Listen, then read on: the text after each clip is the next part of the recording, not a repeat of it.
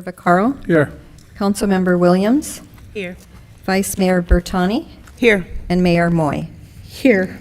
Thank you. And our invocation tonight will be Worship Pastor Sam Morris of Bay North Church of Christ. Hey, brother. An active member of the Clergy Action Network. Thank you, Pastor Morris. Shall we pray?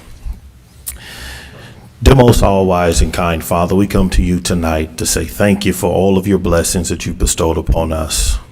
We come especially tonight because according to 1 Timothy 2, verses 1 and 2, you declare that we should give thanks and pray for everyone, including all good men. And so, Father, we come to pray for our city tonight. Bless our city council members, Father. Bless our mayor. Bless our city manager, our city clerk. Bless our city attorney. Bless our police department, our fire department. Be with all of our first responders who put their lives on the line each and every day to provide and make tough decisions that provide safety and protection for all who live and reside in the city of Fairfield. Father, we first thank you for the rain that has come, but we also ask for prayers for all the families who have been despondent and may have lost a loved one through these difficult times. Father, we are in challenging times, and we're so thankful for the leadership we have here in our city. Bless this meeting tonight. Let every word that is said have an intentional purpose to bring about a better good for all who live and reside in our city. Touch us individually and collectively, and let us also not remember to pray for the Price family as they suffered a great loss and we suffered a great leader in our city. Be with all of us collectively and individually. We humbly ask these blessings in Jesus' name. Amen.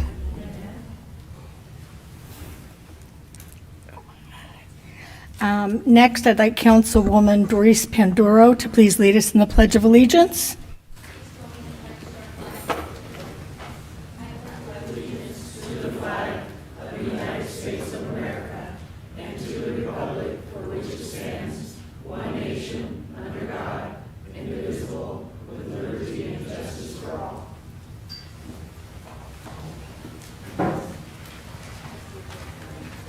All right, now we'll go to council reports, and I'd like to start with Vice Mayor Bertani, please. You okay? Okay.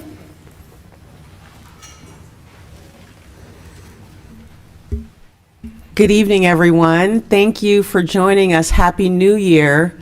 It's going to be a good one. We all deserve that. So I just have a couple of announcements to make. I want to remind everyone that the Clergy Action Network will be having its first meeting in January, on January 24th. That's a Tuesday. We have our meetings on the fourth Tuesday of the month. So it will be here in council chambers, 3 to 4 p.m.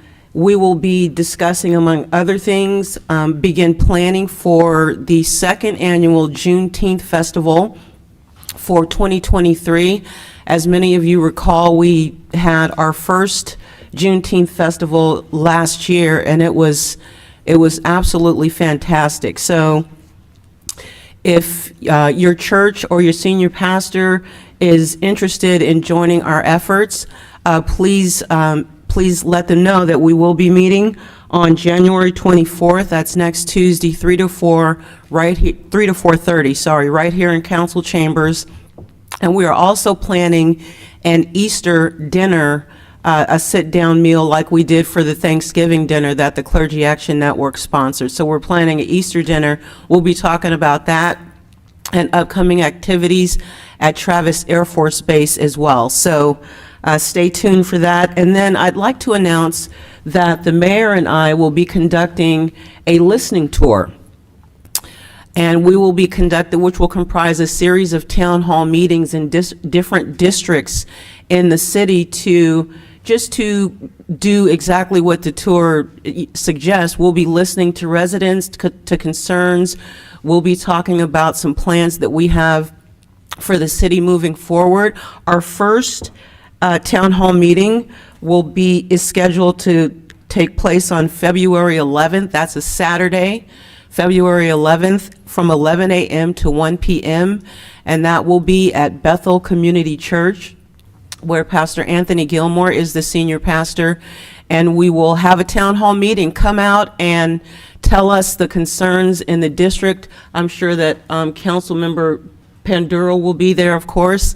And so it's a real opportunity for us for the public to address us in a venue where we're not limited by time, where you don't have 3 minutes to make your point and then you're out of time. So come and talk to us. And we will be listening, and we'll be sharing some action plans that we have for each of the districts as well. So the one last thing that I want to remind everybody about is our council retreat. That is on February the 3rd and 4th. That's a Friday and Saturday. So on the 3rd, which is Friday, it'll be 5:30 to 8:30. Is that right? And then Saturday will be 9 a.m. to noon. And this is another opportunity. This is one of the most exciting things we do during the year. This is an opportunity for you to come out and help the city council cast the vision and priorities for our city for the next year. Once again, it's not so much time constraints on, your amount of time that you can talk, but you're really literally helping the city council fashion what our priorities will be in terms of resources and projects for the upcoming year. So again, that's Friday the 3rd, Saturday the 4th of February, and I look forward to seeing you all there. Ms. Mayor, those are my comments. Thank you. Thank you, Madam Vice Mayor. Councilman Carr, could you give your report, please? Madam Mayor, I don't have a report this week. Thank you. Oh, thank you. Councilwoman Panduro. Thank you, Mayor. Good evening, everyone. I just wanted to report that last week I went out with the North Texas Business Street Association. So it is comprised out of the Fairfield Sassoon Chamber of Commerce.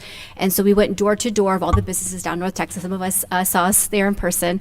And we passed out information. We're having a business watch meeting tomorrow at noon over at the Chamber of Commerce office, so at 1111 Webster Street.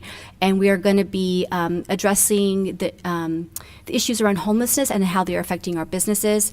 And so our HIT team and our CAT team will be present to answer questions and share their efforts as to what the city is doing to address homelessness with regards to our local businesses. So hope to see some of you there. And I know there is a Zoom link available if you're not able to attend in person.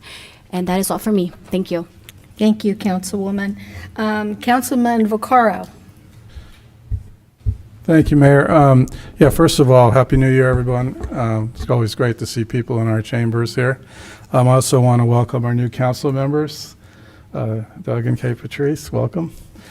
Sorry, I'm being informal, but I like you guys, so I'll be informal.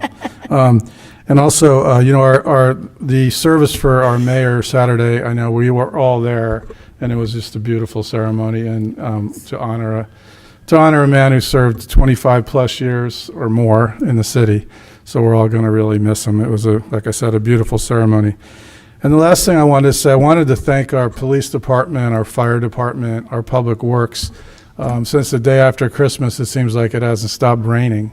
I know there's been flooding all over the city, and our departments have done a great job, keeping it together. I know we've all received some calls and, some dangerous situations, but just shows how great our departments are. So thank you guys. Really appreciate it. And that's it. Ms. Mayor, thank you. Thank you, Councilman. Councilman Tonneson, please. Thank you. I'll be short. We all know with these rains that have been here, I've been getting quite a few calls about the ditches and the debris, washing down. I just want to let you know that we're in there trying to work with everyone. There's a lot of different agencies that are involved in things like that. So we're coming. We're going to come up with some ideas to try and limit the amount of debris that are flowing. And then I'd love to know, Mayor and Vice Mayor, when there's going to be a town hall in my meeting. Maybe you can let me know. We will. We will be talking to everybody to see what is good for everybody. And yes, we want each of you obviously to be in your districts to talk about that. So, yes. Are you finished, Councilman? Yes, thank you. Thank you. Councilwoman Williams. the best for last. Thank you, Mayor. So I also was going to just give a few words about Mayor Price's memorial event Saturday. It was absolutely well organized, very beautiful, very inspirational, and I believe it was recorded and is on YouTube for everyone to view. It was quite wonderful. And my second thing I was going to mention was about the floods. Not the floods, the rain. The rain happening for the last 3 weeks, 2.5, 3 weeks. I live in Cordelia, and I remember years back there being flooding in some of the neighborhoods. And what I realized this time is I didn't go around riding around looking for flooding, but I was looking at social media in different places, and I didn't see where there was any flooding happening in Cordelia in the neighborhoods this time. And I think that might speak to Public Works. I don't know what has happened in the last 5 years that's made that different, but it was a big difference. And this is coming from a person that lives in Cordelia. I have a sump pump under my house that has been going nonstop, day and night for a few weeks now. Also, I wanted to lift the city of Fairfield because, when I get nervous when it's a lot of rain in Cordelia, and I'm like, where do I go? Where do I look? And I bet you all feel the same way. What do you do? And I was able to go to the city of Fairfield social media pages and really see what was happening. So I saw the notifications that, there was a lot of rain, notifications where to get sandbags, all this I found on the city of Fairfield social media sites. So I want to just highlight that. I think that is awesome. We have a place to go where we can see the latest and greatest and what is happening, resources that are happening, and they're to date. Also, since I'm uplifting the social media page, let me uplift the website. That website has been updated in the last few years, and it is amazing. The font is big enough, and as soon as you get there, it will give you a prompt over and over again to sign up for their newsletter. And I tell you, the City of Fairfield newsletter is pretty spectacular, very informative. You get to know what is happening going forward and what has happened. And you have great pictures. It's just very, very good. So thank you. My report is complete. Thank you, Councilwoman. I would like to report a couple of things. First, I echo my colleagues' sentiment about Mayor Price's going home celebration. That could not have been any more perfect, and our staff worked very hard, very hard. They could be professional, event planners. It was beautiful. It was perfect. And also working with the family, and I appreciate former Councilman Tim and Councilman Vaccaro especially for working with the family and helping them through what is a difficult time. It was beautiful. So thank you. And as I've said before, this is difficult for all of us. I don't have him to ask and ask questions about now as mayor, and so I rely very much on staff and some old friends who were former mayors, and my vice mayor, who has been vice mayor before. So I've gotten a lot of help, and I appreciate your patience as well. And then I wanted to say that a few months ago, I had a town hall meeting on the fentanyl crisis. We've been losing some young people and older people here in Fairfield and in Solano County. And at the time, I had asked that our council members who work with the school district, specifically Panduro and I believe Tonneson, that they go and ask the school district to work with us so we could get some education going there. We have great experts here at the city with the police department and the fire department, and they all got together. And again, because of my colleagues, the first of 3 town halls is tomorrow, put on by the school district and our city. And that is tomorrow, 6:30 to 7:30. It's at Solano Community College at 4000 Susan Valley Road. And you can also find that on Fairfield social media that Councilwoman Williams talked about. So that's all I have. Mr. City Manager, your report, please. Yeah, well, I'm going to build off a couple of comments from council members and really give a shout out specifically to our Public Works Department and the job that they've done through these storms. And I'm going to get very specific. So Carlos Cuenca, Josh Annan, Ross Giron, Giovanni Hernandez, Mario Betancourt, Zach Canaday, Jelani Parker, Brian Garcia, Daniel Camara, and George Shimboff. Very particularly, if you guys are tuned in or watching, I just want to publicly say thank you. They've been the ones that have been clocking a lot of overtime, doing a lot of work to make sure that those storm drains stay clear, that the ditches, the drainage ways stay clear. Over this past weekend, we were in coordination with Caltrans, and there was a team of excavators out there with long reach excavation arms pulling tree stumps and debris out of Sassoon Creek as Lake Curry began to overspill, by design overspill, which sent a lot of additional water and debris down Sassoon Creek. So really tremendous job that they did, and I just want to publicly acknowledge that. That's my report. There were 2 changes to the agenda that I would just call out.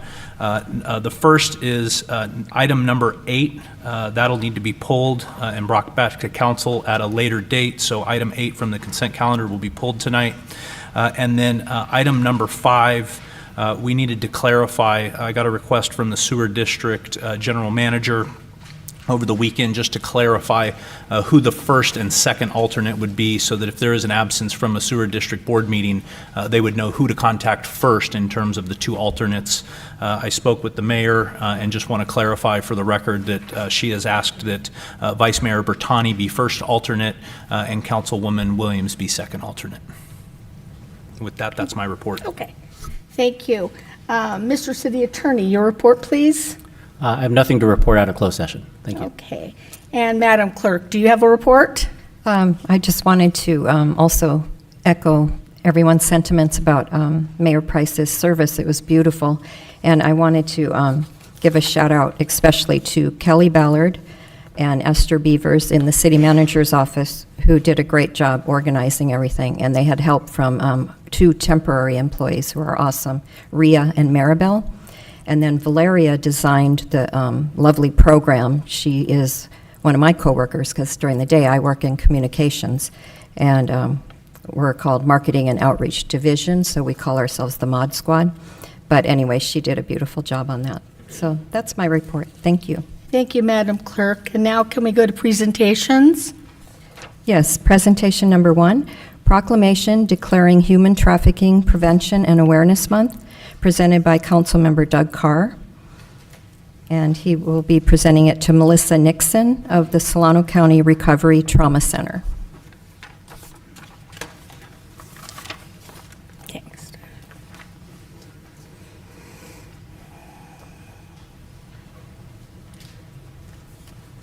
Can I make a correction of our name? Yes. It's Zane Sarge, not the Solano Zane Sarge. Okay, we'll take care of that. National Slavery and Human Trafficking Awareness Month, whereas in the 2010 by presidential proclamation, President Obama declared January as National Slavery, Human Trafficking and Prevention Month. Whereas human trafficking, also known as trafficking in persons, including both forced labor and sex trafficking. It's not only represents the threat to international peace and security, but also undermines the rule of law, robs millions of their dignity and freedom, enriches transitional criminals and terrorists, and threatens public safety and national security. And whereas human trafficking is the world's fastest growing criminal enterprise, human trafficking profit from the exploitation of adults and youth in our most vulnerable populations. Human trafficking is not often visible, but is obvious, and therefore many may not realize it exists in their communities. As a result, cases are unreported and survivors go unidentified. And whereas there are estimated to be more than 27.6 million adults and children subjected to human trafficking in the United States and worldwide. Traffickers often take advantage of instability caused by natural disasters, conflict, or pandemic to exploit others. During the COVID-19 pandemic, traffickers continued perpetuating the crime, finding ways to innovate and capitalize on the chaos. Now, therefore, Catherine Cat Moy, Mayor of the City of Fairfield, do hereby proclaim January as National Slavery and Human Trafficking Prevention Month. In the City of Fairfield, I encourage residents to educate themselves about human trafficking, be aware of their surroundings, and notify the authorities of any suspicious activities. Thank you. And there you go.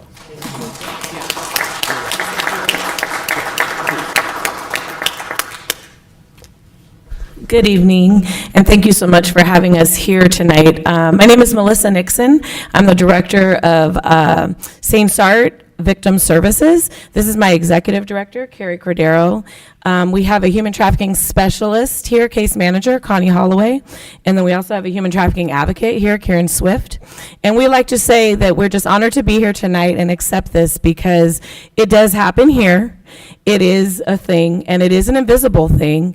It comes in many forms, and here at our agency, we are a local nonprofit. We work with victims of crime, domestic violence, sexual violence. We do have a child advocacy center as well, and we have a new program that we got grant funded last April for human trafficking specifically. And so we do rescue, we do advocacy, we help them stabilize their lives. We do have a safe house that is fantastically partnered with someone in our community that is obviously private. And we also have a 24-hour crisis line. If you're driving in Vallejo, you'll see we're having a number up there for this month for awareness. And that can be called by anyone in the community. If you have someone that may need help, a young lady or a young man can call us as well. And we work with law enforcement as needed. We'll help in any capacity. I do want to say that we have served 18 victims to date, and that is since April of last year. We do have one in our safe house, and we do case manage and regularly have connections with about 8 or 9. It's a very tough population. It's a very unseen population. A lot of our victims are young. They are under the age of 30. Some of them have been doing this for a long time. Some of them do have exploiters. Some of them are running fear of for their life, and some exploit themselves. That's another population that's a bit invisible, is internet trafficking and girls that do this on their own. And I will say, to the point of the pandemic, I would say probably a good 50% of our girls that we've had trafficked themselves during the pandemic out of desperation, and that is a true story out of their mouth, that they didn't know what to do, so they turned to the internet. Some went to Las Vegas or LA on their own and ended up, an exploiter will find you just that quick. They can spot you out, and they run into that lifestyle. So we're here at St. Sart to help all victims of crime. And for those of you that don't know what St. Sart stands for, I'll just tell you that really quick. 20 so years ago, it was a nurse examiner group of about 5 women, and it grew. And so we have since built our programs. We have mental health for adults that are victims. We have a child advocacy center where we do forensic interviewing, and then now we have this human trafficking program. So again, it was an honor, and thank you so much for hearing us out. Everything we can do to prevent and make aware is what we're here for. Thank you, Melissa.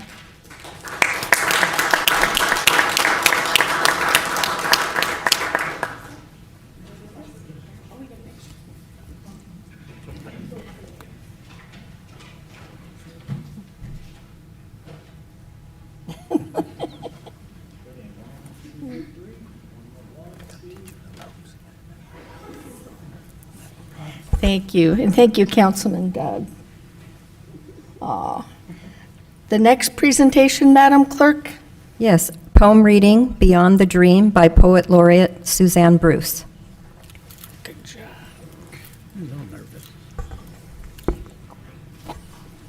Good evening, Mayor and council members and audience. First of all, what a wonderful program you guys have. That is fantastic to hear about, and thank you for the information. In celebration of Martin Luther King, he was a cultivator of human rights and said so many brilliant things. But one thing that still rings true today is his reference to his dream. I say to you today, my friend, that in spite of the difficulties and frustrations of the moment, I still have a dream. He said that in August of 1963. This eloquent man stirred hearts and emotions to envision life in America without racism. We can still hear his words today. His strong voice encouraged me to think beyond the words and to take action beyond the dream. Beyond the dream. If dreams could extend beyond the dream, if they could transport into real space, real time, if they could transform thoughts into mindful deeds of kindness, disband judgment, celebrate tolerance, free themselves from weighted fears, possibilities could then fly. I have a dream, heartfelt words rich from the past rise to be heard over and over. Inspiration flows like untapped water, falls into impassioned minds wanting to hear more, eager to delete tenebrous thoughts of injustice, inequality. I have a dream, how brave to speak those words, then breathe beyond the dream, to awaken complacency from slumber, to shake segregation out of confinement, to march with faith through difficulties and amid bias and bitterness, to promote nonviolent actions. I have a dream, words vocalized to sing beyond the dream, like a break in clouds where we can see the light, feel rays of hope permeate, opportunities for school, attending church, shopping, or eating in restaurants, the same for all people, not decided by the color of your skin, the place where you live. Sail into this dream, vessel these ideals to reality, a diamond unearthed waiting to be polished, a democracy that will shine on and on. Hearts and hands stand together, a world unbound from hate. Thank you. Thank you, Suzanne. Next presentation, Madam Clerk. Yes, presentation 3, proclamation declaring Dr. Martin Luther King Jr. Day, presented by Councilmember K. Patrice Williams to Tri-City NAACP President Nikila Gibson. Thank you, City Clerk. My first proclamation. Yes. And before I started, I just have to say that for this to be my first proclamation for Martin Luther King Jr. Day, to be the second Black woman to be sitting on a Fairfield City Council, and right over, I get to look into the face of the first Black woman City Council member Pam Bartani. So I just didn't want to let that moment pass because it's huge. Amen. So with that, hi, how are you? Good to see you. Martin Luther King Jr. Day, January 16th, 2023. Whereas in 1983, Dr. Martin Luther King Jr. became the first private citizen to be honored with a federal holiday. Years of advocacy from the Congressional Black Caucus, activists, and Coretta Scott King, the late minister's widow.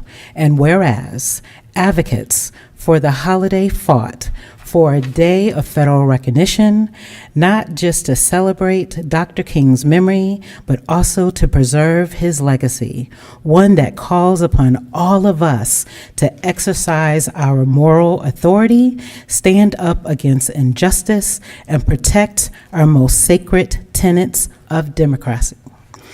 And whereas Dr. Martin Luther King Jr. Day was officially observed in all 50 states for the first time in 2000, in a time when basic voting rights are under attack across the country and people are being targeted in senseless and violent hate crimes, we continue to turn to Dr. King's teachings more than 50 years after his death. Whereas we are ultimately measured not by where we stand in moments of comfort and convenience, but by the stands we take during times of challenge and controversy. Dr. King provided a framework for how each of us can shape the future and call out injustice and work towards something better. And whereas, amid the many challenges we face today, his legacy and inspiration call us to live on in all of those fighting for justice. Let us gather strength from Dr. King's legacy and use our moral authority to push for more equitable state, society, and world as we celebrate Dr. Martin Luther King Jr. Day. Now, therefore, Mayor Catherine Moore, Mayor in the City of Fairfield, hereby proclaims January 16th, 2023 as Martin Luther King Jr. Day in the City of Fairfield and encourage all residents of Fairfield to honor his legacy by being of service to your fellow citizens and stand up against injustice. I would like to give this to Tri-City NAACP, but I wanted to give you a few words about why we are giving this to you today. Give me a minute. Tri-City NAACP does amazing work. I had them give me a list of what they've done throughout the city, and here's a short list. They've done an inaugural Black History celebration. They're a member of the Fairfield Police Department Citizens Audit Committee. They're part of the Fairfield Sassoon Unified School District Effective Black Parenting Program. They have done tons of voter registration drives. They've done vaccination clinics.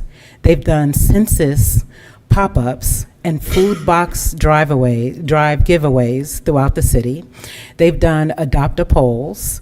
They've partnered with the Fairfield Sassoon Unified School District Black Student Union for multiple events and programs. I would like to honor this. Give this to you.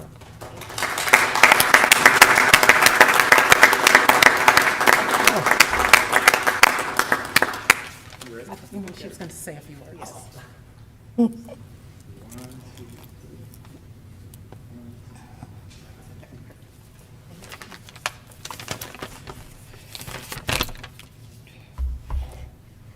We are honored to accept the proclamation and pledge to continue to work tirelessly towards creating a more just and equitable society.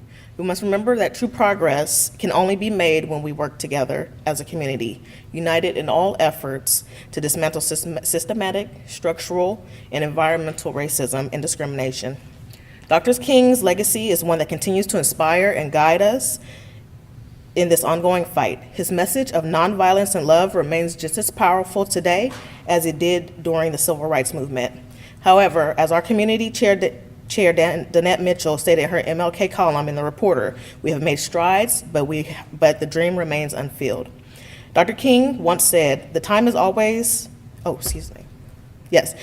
once said, the time is always right to do what is right. And it is our duty to carry on this legacy by standing up against injustice and striving for a society where all individuals are treated with dignity and respect, regardless of race and social economic status. Dr. King's message of equality and justice extends not only to issues of race, but also to issues of environmental justice. Environmental justice includes lack of clean green spaces and access to healthy food. In 2019, Fairfield alone had 5 low access points creating food deserts, and one of them with a relatively high percentage of households with no vehicle access at 14.9%, according to the USDA. This does not include the recent market closures. King recognized that the environmental racism strains the resources of the entire community. Low-income Black communities are disproportionately affected by the environmental hazards. This is unacceptable, and it is our duty to address these injustices, just as we work to address systematic racism and discrimination. In his spirit, we pledge to work towards a more just and equitable society, not only in terms of race, but also in terms of environment. Thank you again to the City Council for this proclamation and for your ongoing commitment to creating a more just and equitable community in society. Let us continue to work together to honor Dr. King's legacy and move towards a brighter future for us all. And I would like to also announce that we are currently doing surveys for environmental justice, and we would like everybody's feedback. So please visit our website at Tri-City, tricity.com, or .org, excuse me, and do our surveys. That way you can get the feedback from the community. And that's it. Thank you. Thank you so much.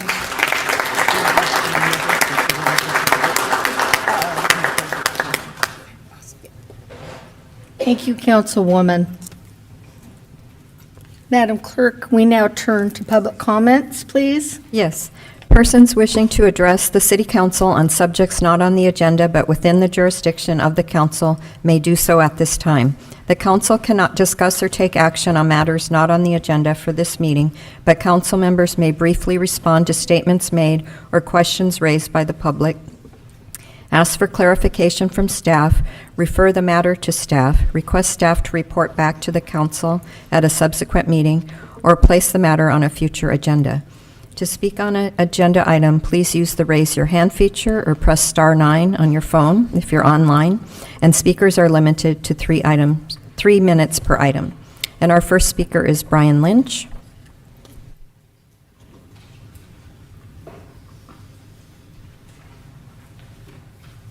Good evening, Madam Mayor. Congratulations to you, and Council, congratulations to you new members, and welcome back, Ms. Panduro. Thank you, Brian.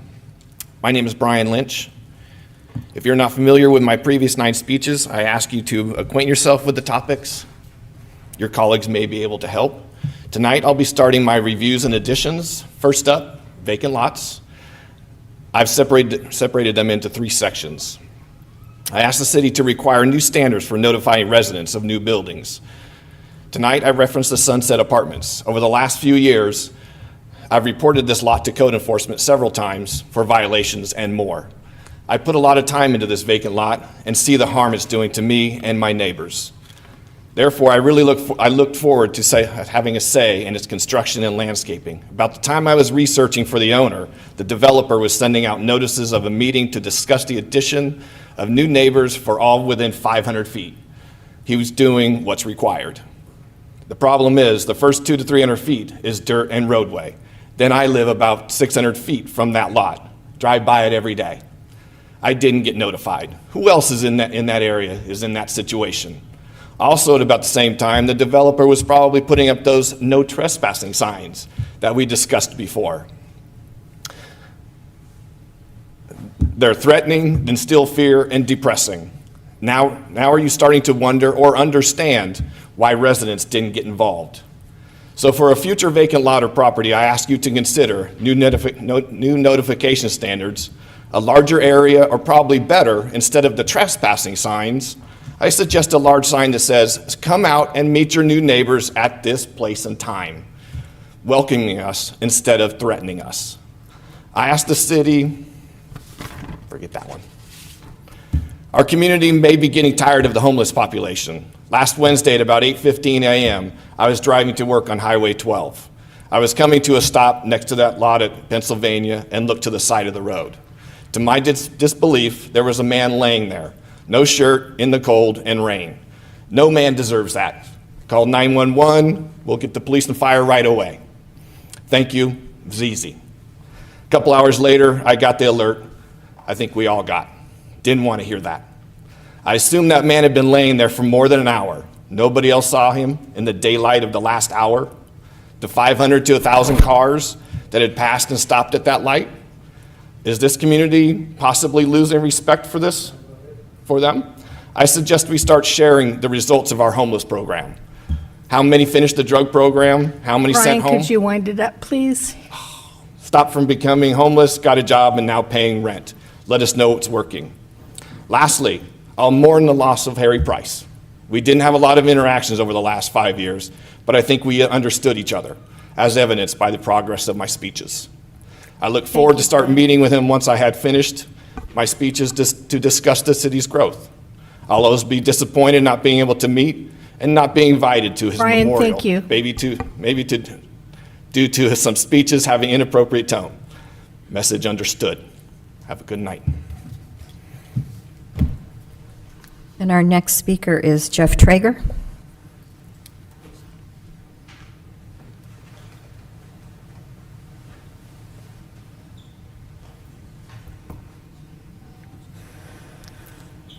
Brian's always a tough act to follow. I want to bring everybody up to date on what's happening at the Downtown Theater. The end of this month, we have the Farnsworth Dance Academy presentation of the second annual company their second annual company showcase. On the 4th of February, from the cast of Who's Live, comedian Greg Proops. And on the 18th, we have the tribute to Pink Floyd. They played at the Downtown Theater several times and sold out the last couple of times, as did the tribute to Johnny Cash by James Garner. So if you get a chance, check all these shows out. They're coming up. You can buy your tickets at downtowntheater.com. 2022, interesting year for my company and myself, and I wanted to share a few notes on that. I was very privileged to be a part of the first Juneteenth festival in Fairfield, and I hope I'm invited back to help again. You are so invited. You got it. And also, thank you to the city and David Gassaway for letting me and my partner put on a Friday night music festival where we had shows at the downtown down on the lawn, and we had 6 shows, I believe. And then we went out to Ridgeway out in Cordelia, and then we went out to Dover Park in Doris's area, and each week it seemed to grow. I think it's a great idea. You just stay with something like that, but I think we drew people downtown, and I know we drew people in the communities out there in Cordelia. And lastly, I was very, very honored to work on a project that I was asked to about a year ago by Disney to work on Beauty and the Beast, where I was a music consultant, where I got to work with Josh Groban and Academy Award winner and Grammy Award winner, her.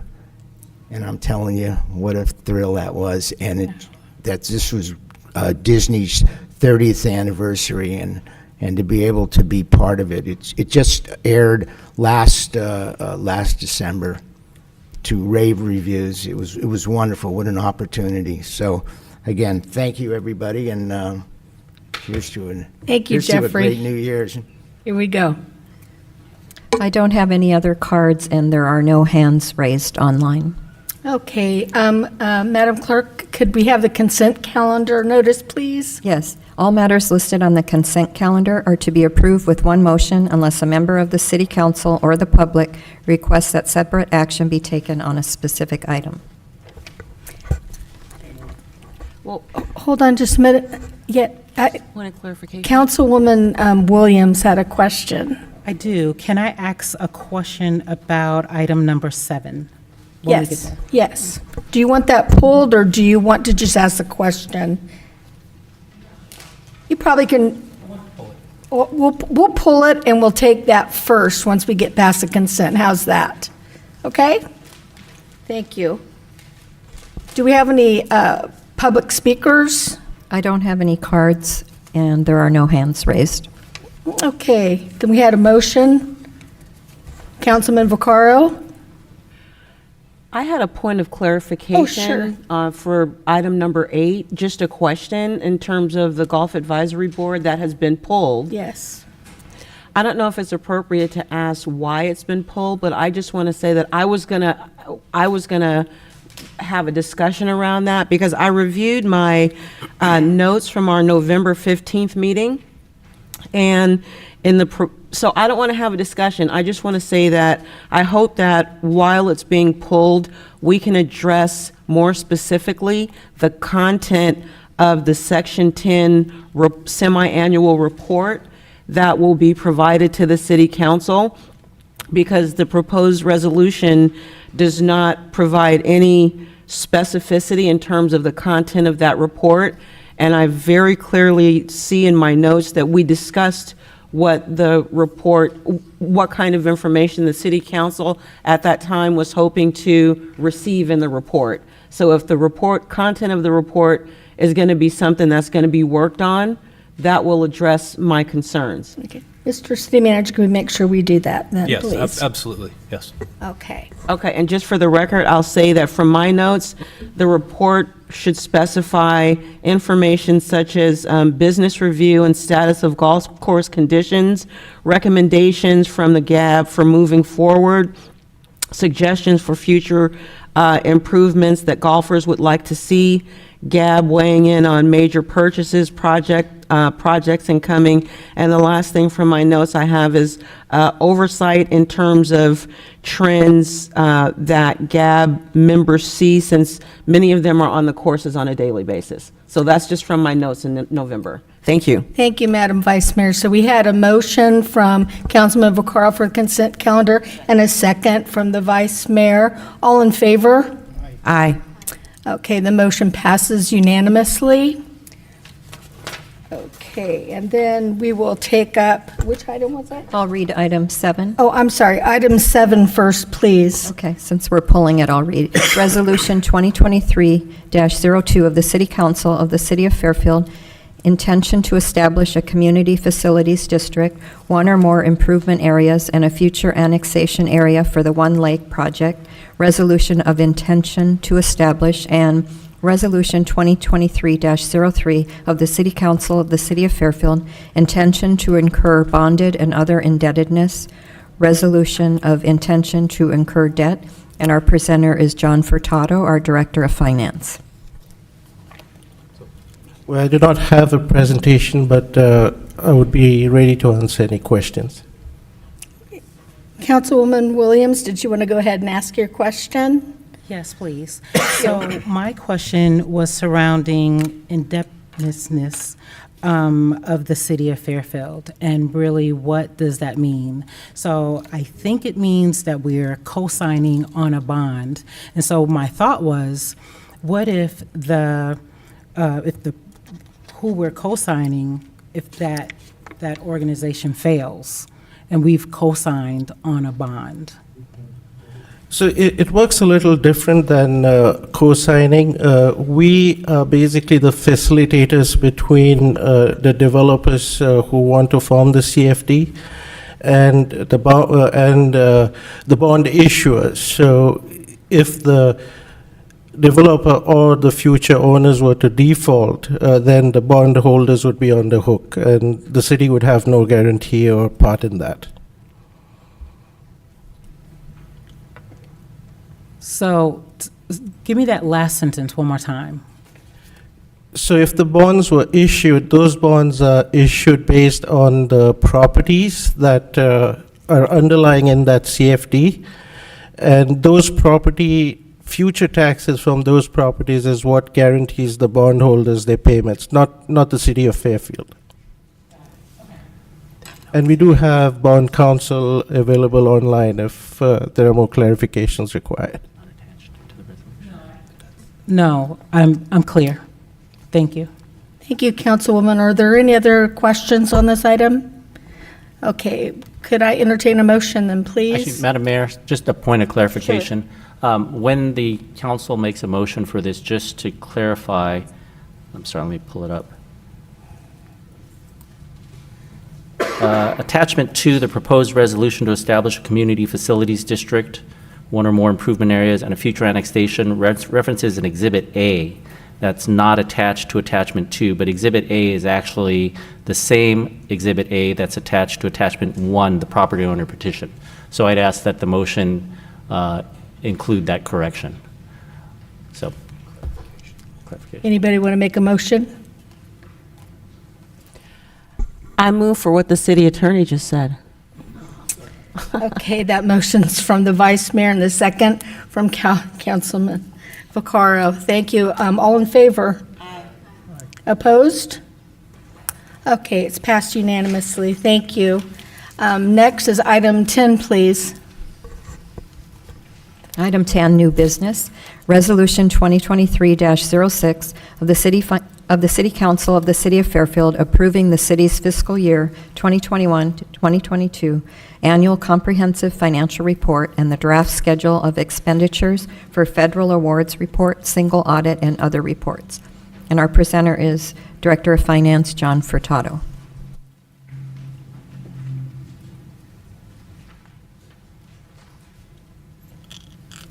Doesn't seem to want to open.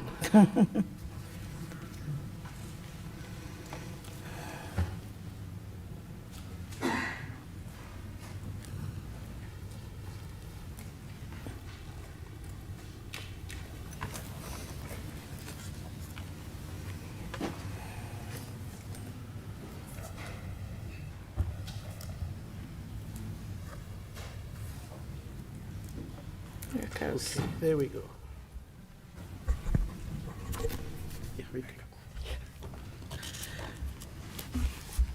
Good evening, Madam Mayor, Vice Mayor, Council members.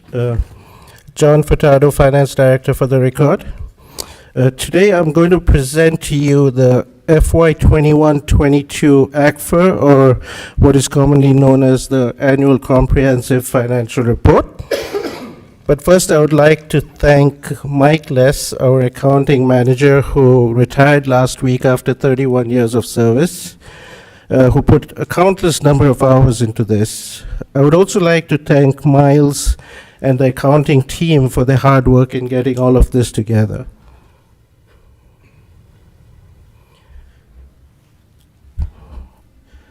I will briefly go over the ACFR document, the FY 21-22 results. These were presented on December 15 to the Council's Audit Committee, who have recommended Council adopt a resolution to approve the financials. And finally, we also have the auditors, Iyad Bailey, available online to answer any questions that the Council may have. So on the ACFR document, we'll go through the introductory section. Here you can see the organizational structure of the city, the scope of city services, the transmittal letter that comes from the city manager and looks at how the city did, what's the outlook going to be like. And then we'll move into the financial section. Here we have the results of the audit, notes to the financial statements, management discussion and analysis, also commonly known as the MD&A. Here you will see fund balances, revenue and expenses, etc. And then we'll move into the statistical section, which is really helpful because it has 10-year summaries. It gives you demographic information on the city, economic and statistical data related to the city's operations as well. On a little bit on the financial section, the government-wide financial statements or the governmental activities that you see on the left-hand side is basically the long-term focus of the city. It uses the full accrual basis of accounting and economic resources. It does include our net pension liability, our long-term debt, so think long-term focus like the balance sheet. And then on the business type activities, such as our water and golf funds, these are expected to be self-sustaining and use the full accrual basis of accounting, just like any other private business. On the right side are the financial statements. These concentrate on governmental funds, and they use the current basis of accounting. So it's more about what's happening in the near term. So think short-term focus and only current contributions, so mostly on the revenues and expenditures that we do from year to year.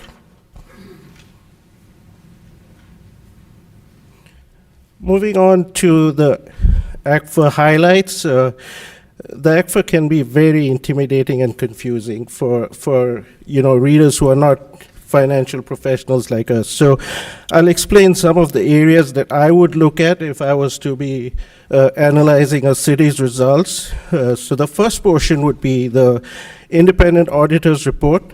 That's critical to how we did. Are we presenting our financial statements fairly? Are they in accordance with governmental accounting standards or GASB? Has there been any negative observations by the auditors, etc.? Then the transmittal letter talks more on the general overview of the city for the past year. What were the FY22 initiatives? What projects we accomplished? And what's the overall outlook of the city? And then the MD&A, or the management discussion and analysis, focuses on the financial highlights of the city. What were the major variances from actuals and budgets? And on the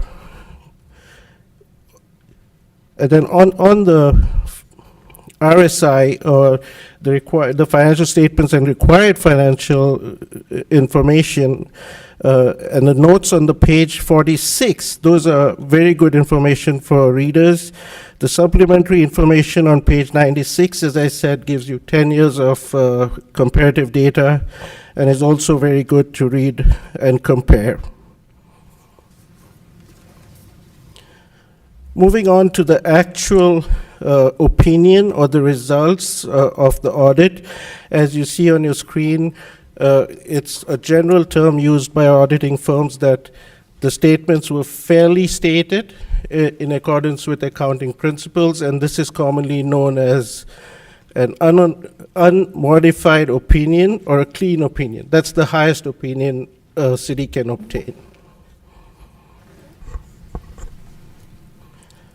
Going on to the net position, remember, as I said earlier, the net position is the long-term focus of the city and has all your long-term debt and long-term liabilities and assets.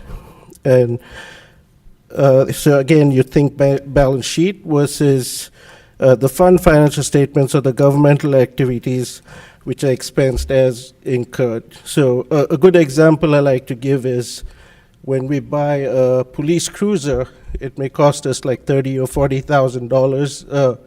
We will, at the fund level, say we spent $40,000 as an expense, but then we capitalize it and bring it back as an asset on the government-wide. So that's why our net position of $657 million would be our streets, our roads, our infrastructure.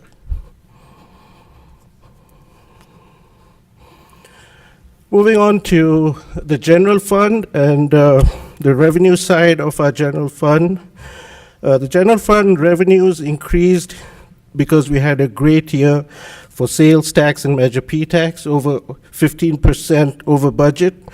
We ended up with 56.18 million versus around 49.6 million in the prior year. Transient occupancy taxes were down because we've had some issues with some hotels not paying on time. And then the other big item that really impacted the financials, but it's not really a loss, it's the mark-to-market on investments. We hold a large investment portfolio. Governments are only allowed to invest in bonds and very safe investments. With the Fed increasing interest rates to 4%, the value of our portfolio also drops, but it will be recouped because we don't sell, we don't trade every day. So it's almost like a paper loss.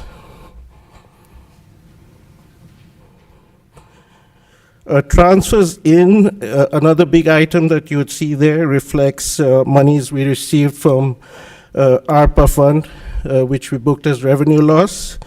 Overall, the general fund revenues were 8.6% more than last year and close to 5.7% over the mid-cycle budget that we adopted a few months ago.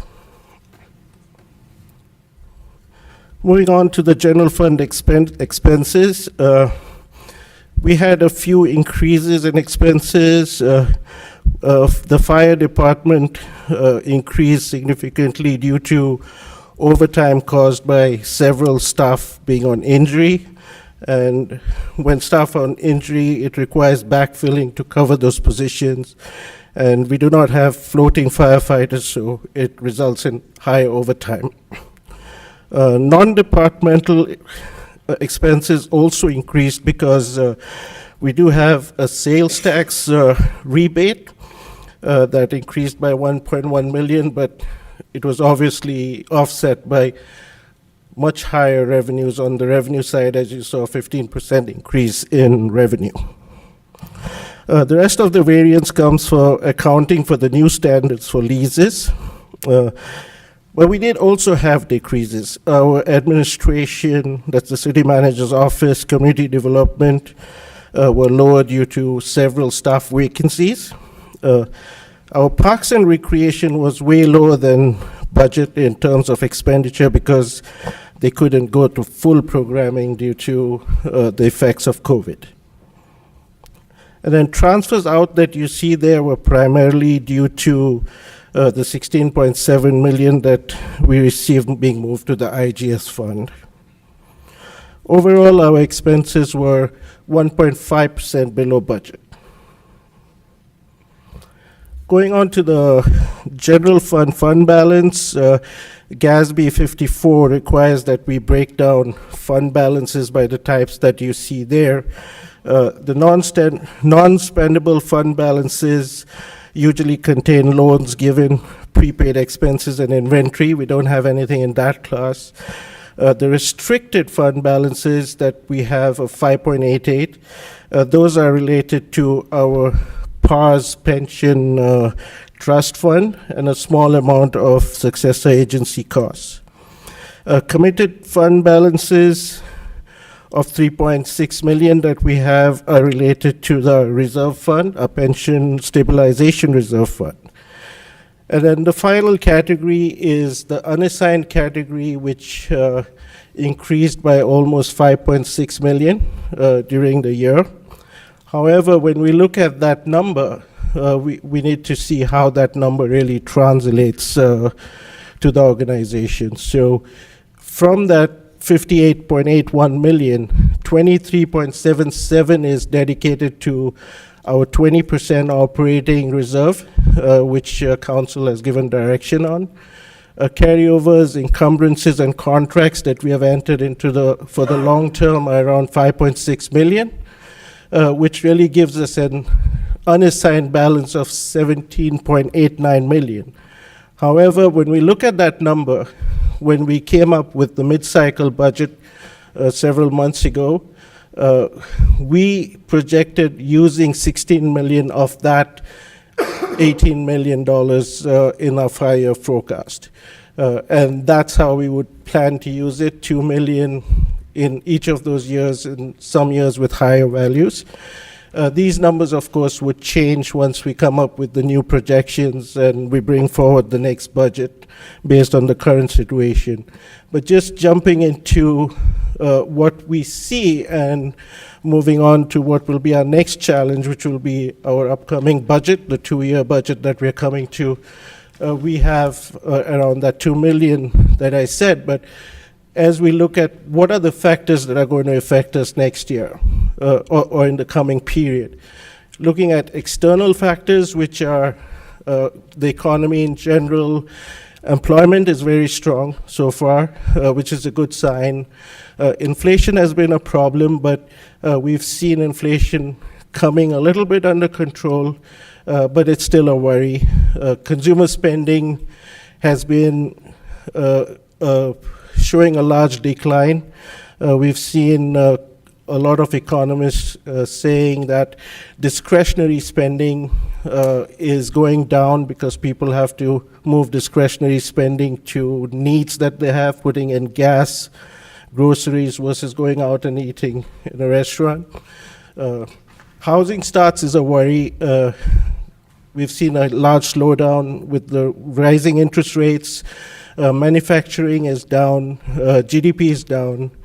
And with the Federal Reserve increasing the interest rates, bond yields have gone up, but the cost of borrowing has gone up as well. So consumers are a little bit tight. So we won't be seeing that 15% sales tax increase. It's going to be very modest. And then if we look at what affects us as the city of Fairfield, our internal factors, we've got new MOUs in effect. How are those going to be priced out? We've got a lot of staffing needs. As with every city, as we expand, we have new developments. There's more pressure on the needs for staff. Pension costs is another worry. Last year, we saw a 6.1% negative return from CalPERS versus a projected 6.8, so that's a 12% swing, and that's going to impact budgets in the future years.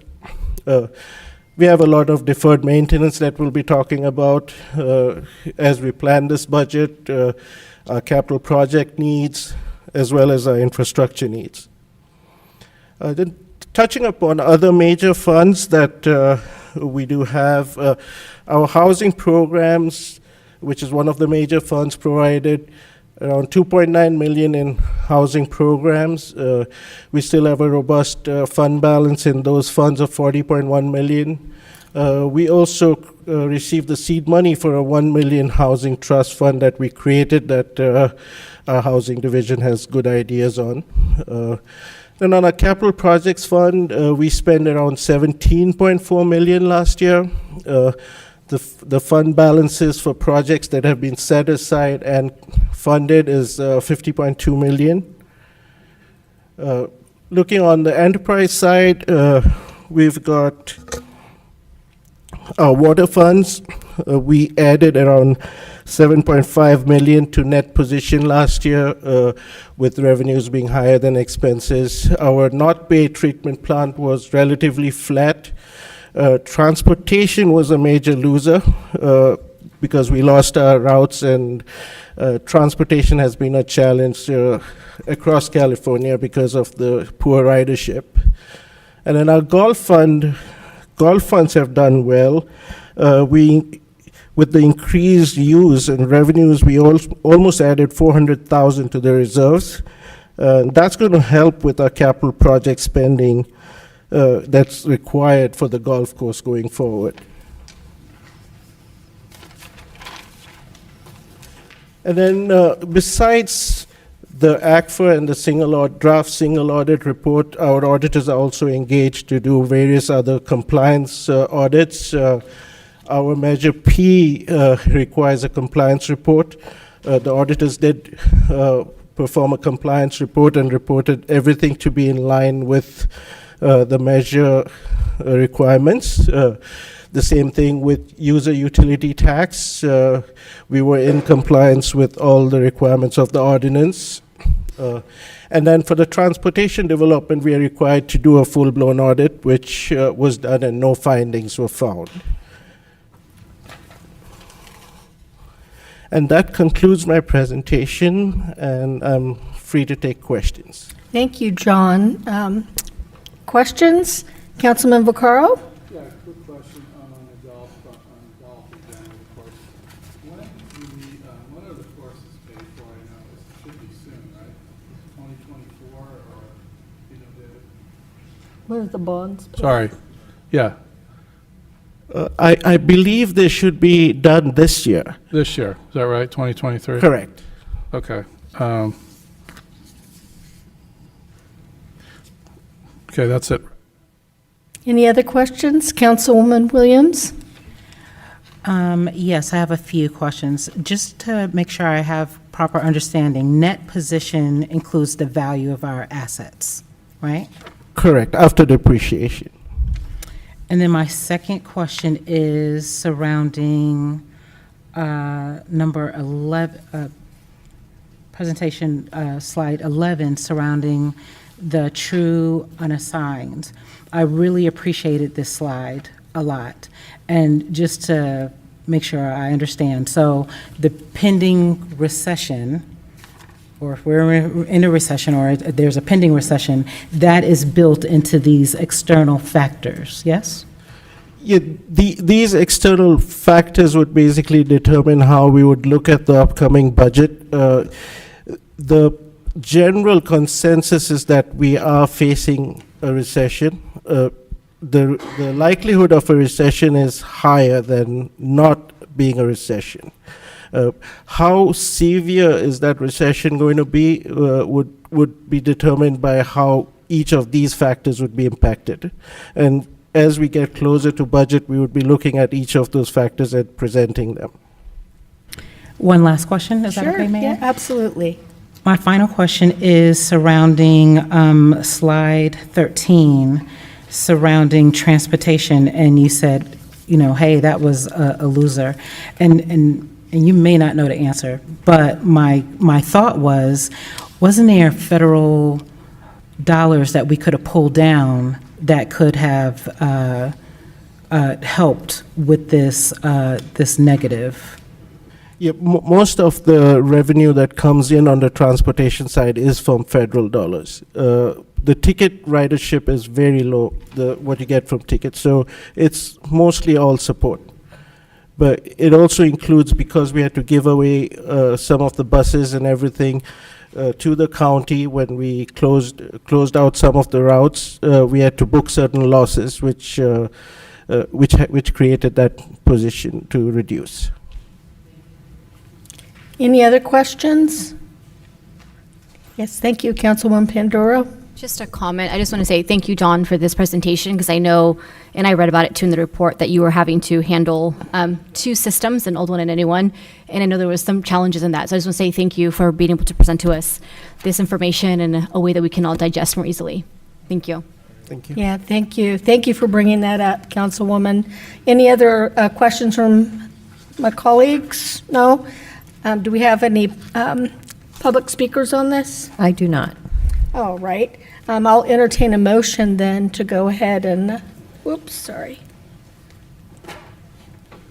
So moved. So moved. Okay, Councilwoman Pandora makes a motion, and Councilman Vaccaro seconded that.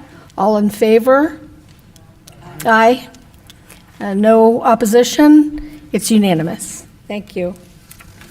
Item 11, first reading and introduction of ordinance 2023-01 of the City Council of the City of Fairfield, amending Section 2.7 to Chapter 2, Article 2 of the Fairfield Municipal Code regarding appointment, removal, and term of office of the city manager to reflect the current number of council members required for a majority vote, remove the requirement for an indefinite term, and remove the gender classification of the city manager.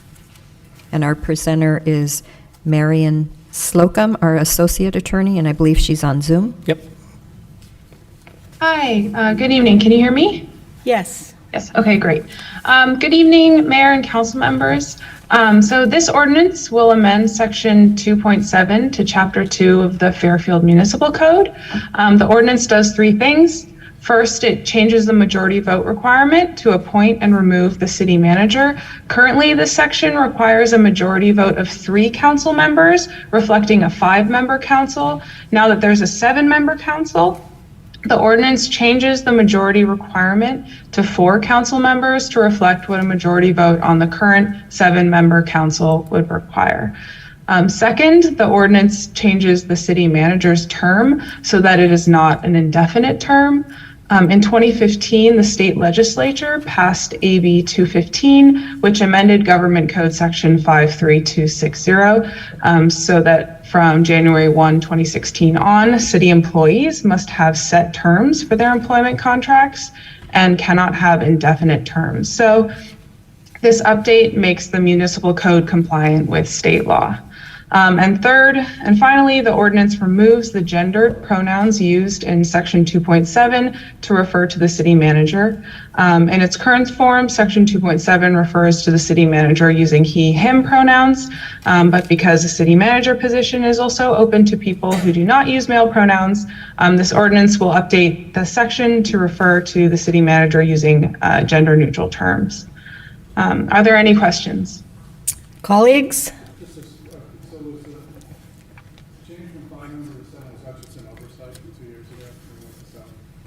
No, actually, this ordinance was never updated when we moved to a 7-member council. Any other questions, colleagues? Do we have any public speakers on this item? No, I do not. All right, I'll entertain a motion to approve the first reading and introduction of the ordinance. Was there first?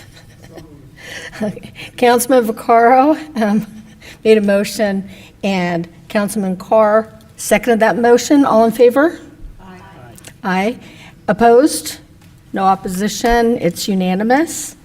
Now we're going to move on to public hearings. Public hearings, item 12, public hearing and first reading and introduction of ordinance 2023-02 of the City Council of the City of Fairfield, amending section 2523 of chapter 25, article 1 of the municipal code, also known as the zoning ordinance, to include section 2523-4 SB 9 development regulations and associated table 25 2.1 RVL and RL District Development Regulations under Senate Bill 9.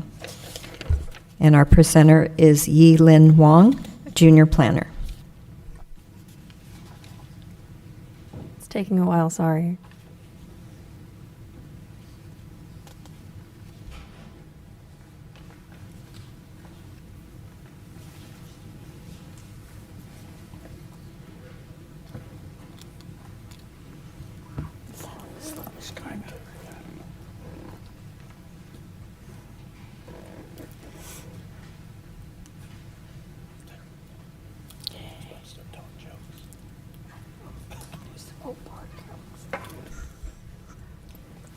Good evening, Mayor and City Council. I'm Yi Lin Wong, Junior Planner. I'll be presenting Ordinance OA 2022-003 and Ordinance 2023-02 SB 9 Ordinance Amendment for its first reading today. Senate Bill 9, or SB 9, was passed by Gavin Newsom in 2021, and the bill went into effect January 1st, 2022. This bill was created in response to the California housing crisis, and its intent is to encourage more development of affordable housing within the state. There are two application types that come out of this bill: housing development and urban lot split. At its full potential, property owners are able to split their single-family residential lot into 2 parcels and create up to 4 housing units total across both newly divided parcels. The bill requires local agencies to ministerially approve housing development and lot split proposals in single-family residential zones if they meet the specific regulations set in SB 9. The bill also allows local jurisdictions to adopt objective zoning, subdivision, and design standards for SB 9 developments, provided that they do not conflict with the conditions in the bill itself, which is what this ordinance amendment addresses. Objective standards are measurable with no room for interpretation based on the reader. The SB 9 ordinance will be named Section 25.20.3.4 SB 9 Development Regulations. This new section will cover the purpose, applicability, development regulations, and general restrictions for all housing development projects and lot split projects proposed under SB 9. Most of the information contained in this ordinance is straight from the past Senate bill itself, just codified, and so it is easily referenced for those who are applying for projects under SB 9. The objective standards set by the city are contained in the table and development regulations sections. These regulations will not be more restrictive than the existing regulations that apply to the zones affected by this ordinance amendment. The purpose for this section purpose is to define objective development, subdivision, and design standards for projects eligible and applied for under SB 9. It applies to parcels in single-family residential zones. It's not applicable to properties in historic districts or projects that require demolition or alteration of low-income or rent-controlled housing, housing occupied by a tenant in the last 3 years, or if more than 25% of existing exterior walls will be demolished.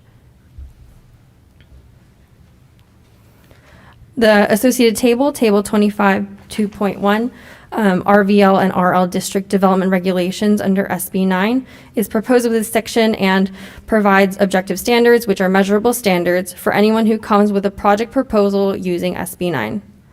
Objective standards means there's no variation for interpretation between the readers. All are standardized and measurable. So on the screen, you'll see there's a list of regulations that we have included in the table for SB 9 projects. We have lot area, lot dimensions, parking, landscaping, dwelling unit size, maximum floor area ratio, setbacks, building height limits, roof pitch line, wall plane transparency, and trim around windows and doors. As a visual reference for the potential development projects that could be built under SB 9, I prepared some slides with examples. So shown in the exhibit on the screen, where the black square is the original parcel, when a housing project consisting of 2 units is developed on an existing parcel, not resulting from an urban lot split, up to 2 accessory dwelling units may be added to the parcel under current ADU law. This information is embedded in the development regulation table, but we must allow up to 2 residential units with a minimum of 800 square feet each on a proposed SB 9 development. Proposed housing developments cannot require demolition or alteration of housing subject to a recorded covenant, ordinance, or law that restricts rent to levels affordable to moderate, low, or very low income families, housing that is subject to any form of rent or price control through a public entity's valid exercise of its police power, or housing that has been occupied by a tenant in the last 3 years. Here's another variation for an SB 9 application. This is just for applications that contain only lot splits with no proposed development. So a lot split can lot split shall create no more than 2 new parcels. One parcel shall not be smaller than 40% of the original parcel, and the subject parcel to be split must not have been established through a previous lot split. The parcel owner cannot have subdivided an adjacent parcel as well. And then the third variation is if an urban lot split is combined with a housing project development. And in this case, no ADUs or JADUs are permitted on the new parcels. So using SB 9 at its full potential, you can perform a lot split and develop up to 2 primary dwelling units on each resulting lot, resulting in 4 primary dwelling units total across 2 lots with 2 units on each parcel. Because SB 9 requires eligible projects to be approved ministerially, that means these projects will also not be subject to any public works conditions if not already included in our objective standards. The following conditions are objective standards that will be required by our Public Works Department for housing and lot split applications under SB 9. This ordinance amendment includes a list of objective utility standards from our Public Works Department to ensure development applications under SB 9 are consistent with city standard detail. So you see we have just regular, all across the city, we have water meter, water sewer service standards, driveway standards. General restrictions come from the bill itself. These restrictions are to ensure that housing stays affordable. The owner and applicant must sign an affidavit stating that they intend to occupy one of the housing units as their principal residence for a minimum of 3 years from the date of the approval of the urban lot split. Short-term rentals defined as a rental of 30 days or less are prohibited, and the city has the right to deny a project proposal if the development would result in a specific adverse impact upon public health and safety or the physical environment. This ordinance amendment is exempt under CEQA through the following sections. Section 15061B3 Common Sense Exemption. The text amendments make changes to clarify existing standards and requirements for existing structures under state law and regulate minor conversions to existing structures. These changes will not result in any new substantial physical change to the environment.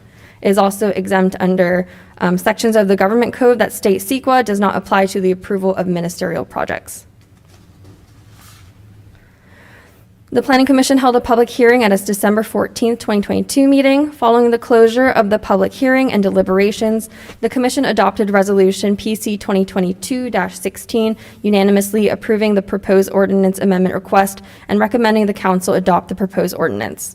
The City has received no questions or comments regarding this proposal at this time. So City staff recommends the City Council adopt Ordinance 2023-02. If council chooses not to adopt the proposed ordinance, SB 9 will still be in effect, and applicants may come to the city with an SB 9 application where the city would not have any objective regulations to impose on these new projects. Alternatively, the council may provide direction to staff to make alternative amendments to the proposed section. Thank you. I'm happy to answer any questions you may have. Thank you, Yulin. Colleagues, do you have any questions of Yulin? Councilman Vaccaro? Yeah, thank you, Mayor.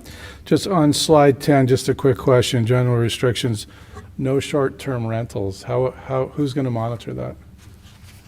It seems to be kind of a tough one.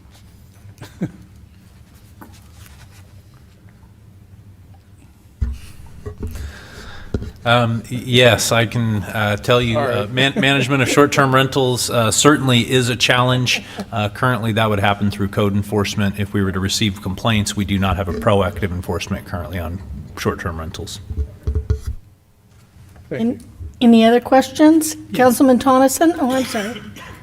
No, I was just going to make a statement that was a good presentation. This is the world that I that I live in, and back in the day, 6,000 lot used to be the 6,000 square foot lots used to be the minimum, but times have changed. Very good presentation. It was very clear. Thank you. Councilman Carr? Yes, I have one clarification on slide 7.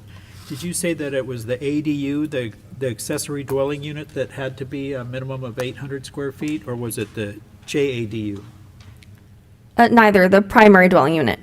The primary volume's at 800 square feet? Yes. And Councilwoman, Williams? Thank you, Mayor.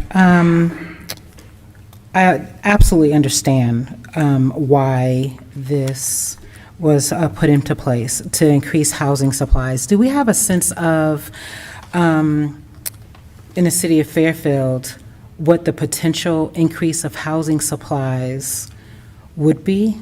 I know that's a really broad question, but I was just wondering really what is the impact? Could we increase our housing supplies by 1,000, 500, 300? Do you have a sense of that? No? Okay. I was just wondering.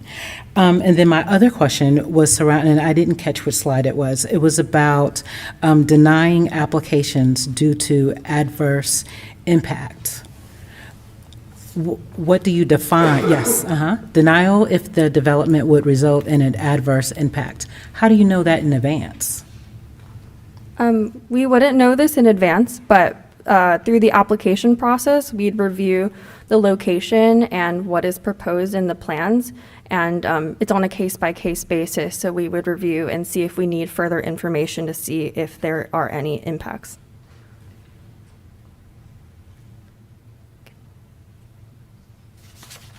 So nothing more specific, just staff would look at it and decide, makes a decision on that? Yes. Okay. So, just if I can make a comment, Mayor, are you done?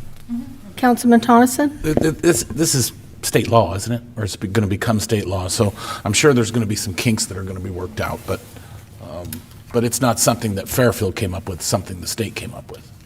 Okay, thank you. Any other questions, colleagues? All right. I'm going to go ahead and open the public hearing. Are there any public speakers on this item? No, there are not. All right.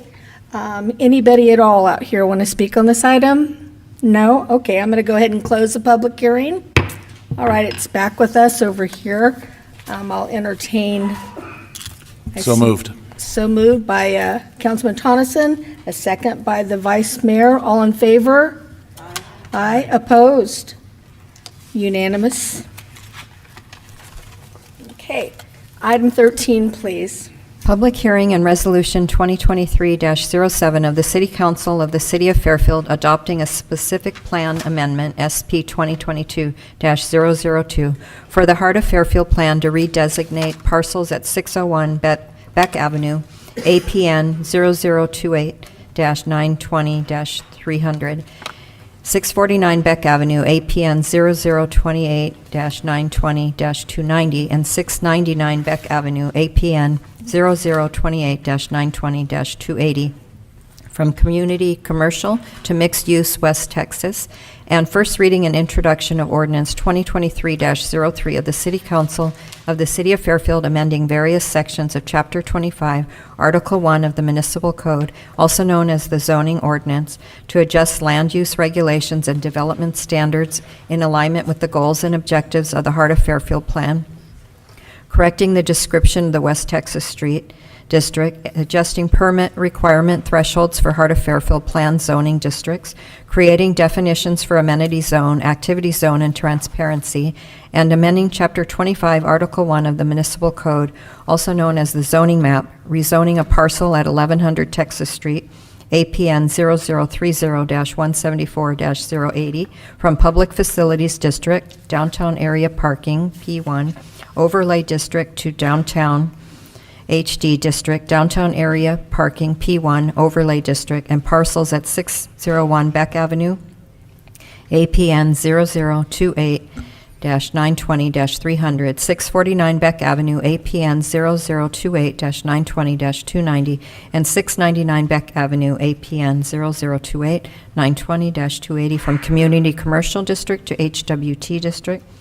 And lastly, first reading and introduction of ordinance 2023-04 of the City Council of the City of Fairfield, amending various sections of Chapter 25, Article 1 of the Fairfield Municipal Code, also known as the zoning ordinance, to address new issues, correct typographical errors, make minor organizational revisions, clarify language, bring the zoning ordinance into closer alignment with general plan goals, objectives, and policies, and bring the zoning ordinance into full compliance with state law.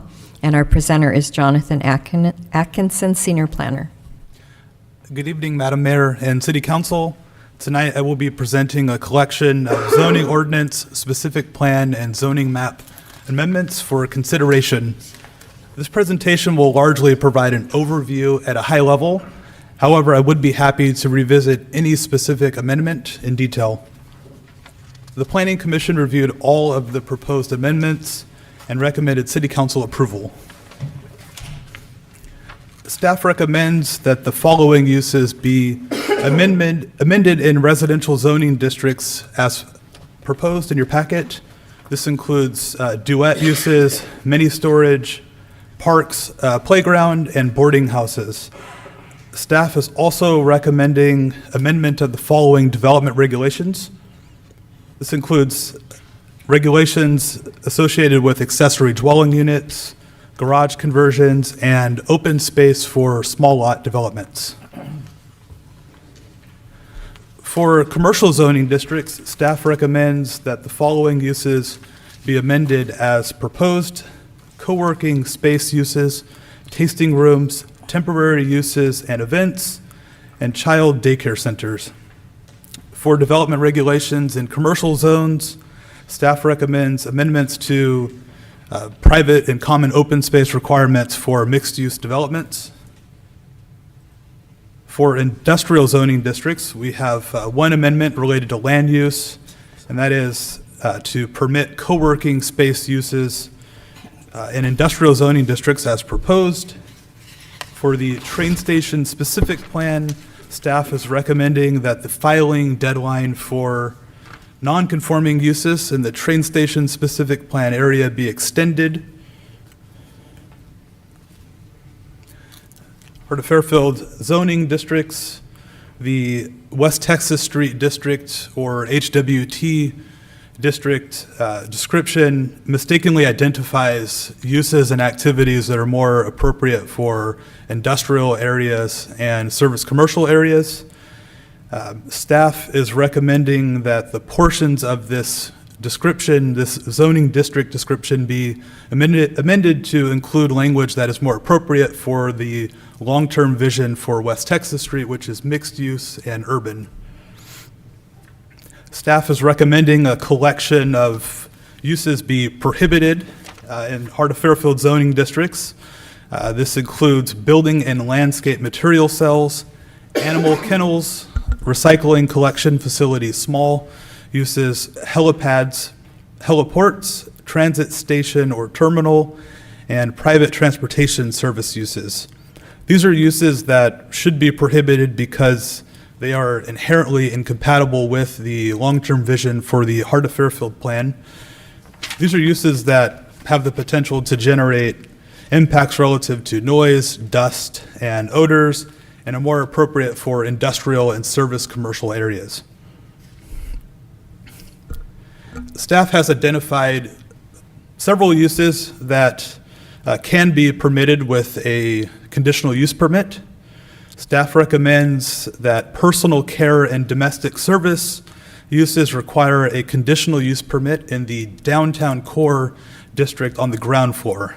Additionally, staff is recommending that this use be limited to a maximum of 15 establishments in the downtown core district on the ground floor to avoid an overconcentration. This wouldn't apply to similar establishments that are on upper floors in the downtown core. This use includes beauty and barbershops, shoe repair shops, tanning salons, tailoring establishments, interior decorating, clothing rental, and photography studios. Staff is also recommending that plant nursery landscape uses and parking facility non-residential uses be conditionally permitted instead of just permitted outright in Heart of Fairfield plan zoning districts. There are quite a few uses that are residential in nature and are generally compatible with the vision of the Heart of Fairfield plan. However, some locational limitations and clarification is necessary to ensure compatibility within the plan area, particularly in downtown Fairfield along Texas Street. Staff recommends that the following uses be amended as proposed in your packet. This includes animal fowl, beekeeping, non-commercial uses, boarding house large, boarding house small, single-family detached dwelling units, garage conversions, garage and estate sales, and home occupation. So these are uses that are already largely permitted in the Heart of Fairfield plan. The amendments to these uses is simply clarifying that, for example, you can't have like a single-family dwelling in the downtown core. And lastly, staff is recommending that tattoo parlor uses be permitted by right in the districts as proposed in your packet. Staff recommends amendments to multiple development regulations pertaining to the Heart of Fairfield plan, as well as development permit requirements.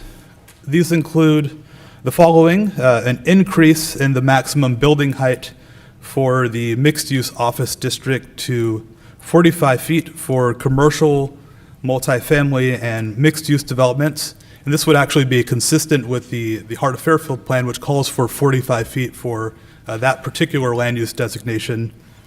A reduction of side yard setback requirements for single-family residences, creating definitions for terms such as the activity zone, amenity zone, and transparency in the zoning ordinance, so it's better ease of reference, clarifying that off-street parking requirements can be met on public property and public garages that don't have use limitations, as well as a reduction of on-site parking requirements for multifamily and mixed-use developments in the West Texas Street district.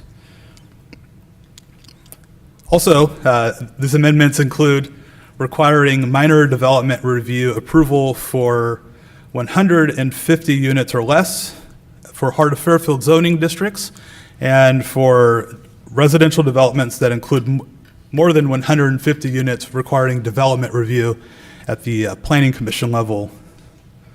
And lastly, these amendments include removal of the development review approval requirement for new commercial buildings and building additions of more than 5,000 square feet for the downtown district and downtown core district.